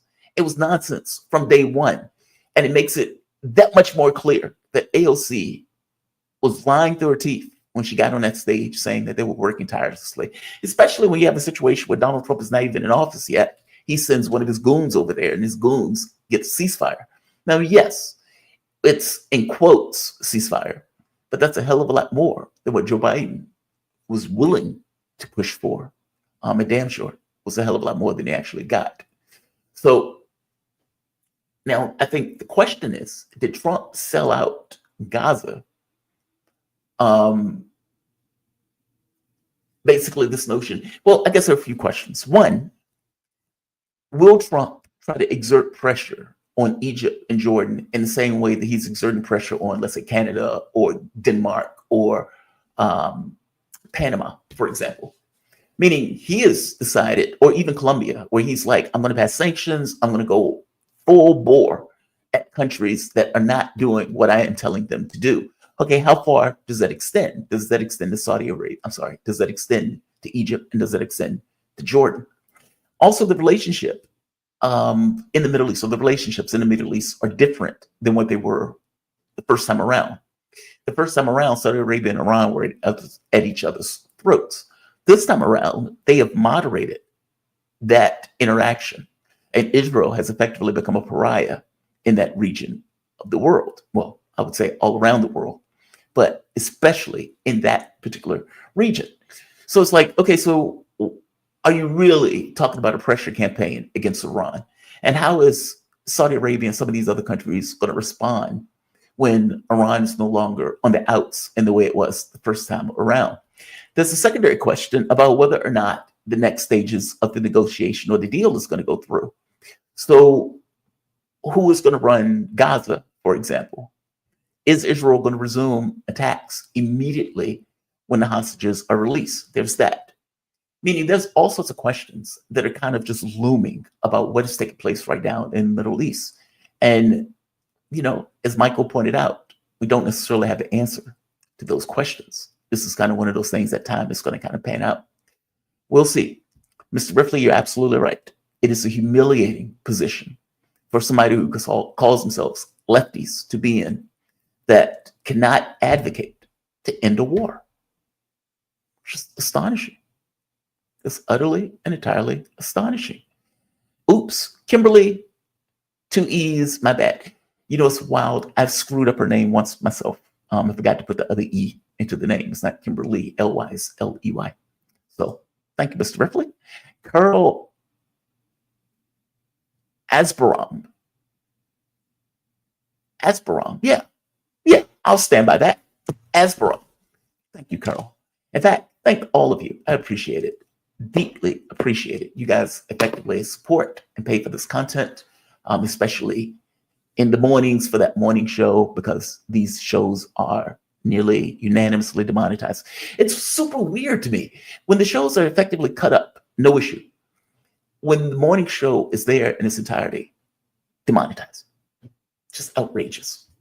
Absolutely outrageous. But look, we have come to the end of another show. I want to thank all of you for watching, all of you, your assistance. I hope you guys have a fantastic remainder of the day.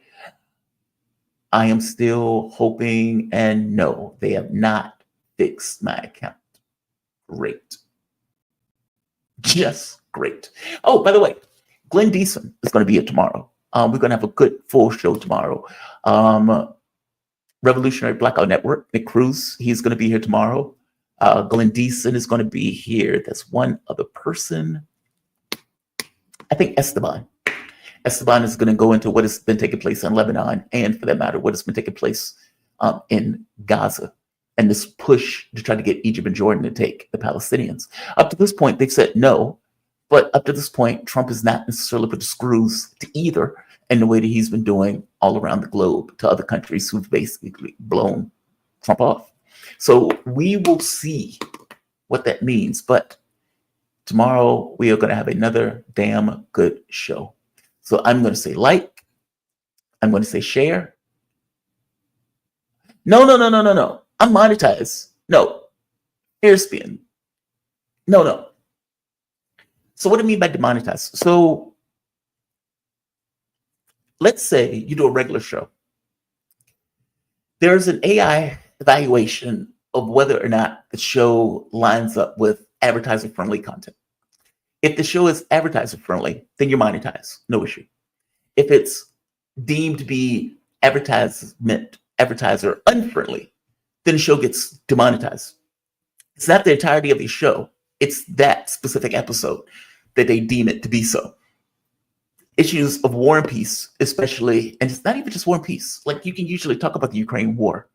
It becomes, when you get into issues of Gaza, it's the issue where they definitely have a tendency to demonetize more than any other issue. I mean, hell, man, I've talked about the Ukraine war. I've had like Svoboda on, I've had Ritter on, I've had these people on who are going into graphic detail about what is taking place in the war. And for all intents and purposes, they don't take issue. The moment that you're bringing up Gaza or Israel or annexation or ethnic cleansing, they demonetize that video almost immediately. What I'm pointing to is that the early morning shows tend to be demonetized, whereas once the video is chopped up at the end of the day, less so. It's just weird. It's just weird. Dope show, Jamal. Oh, thank you, American Autopsy. Much appreciated. All right. I'm going to say like. I'm going to say share. I am going to say subscribe. Yeah, Nick Cruz. Yeah, I hit him up. I think it was last week that I asked him if he would come on the show, and he graciously accepted. And then my Twitter account gets stolen, in which case my ability to contact him goes up in smoke. And so I reached out to him. In fact, Margaret Kimberly was nice enough to reach out to him on my behalf, and he was able to get in contact with me, and we could set it up for tomorrow. So, in fact, I need to hit him up now to nail down the time. He's probably going to be here at 8:15. All right, guys, I'm going to say like, share, subscribe, and you guys have a fantastic day. Jamal Thomas Morning Show, episode 85. Wow. Signing off. Be safe, all.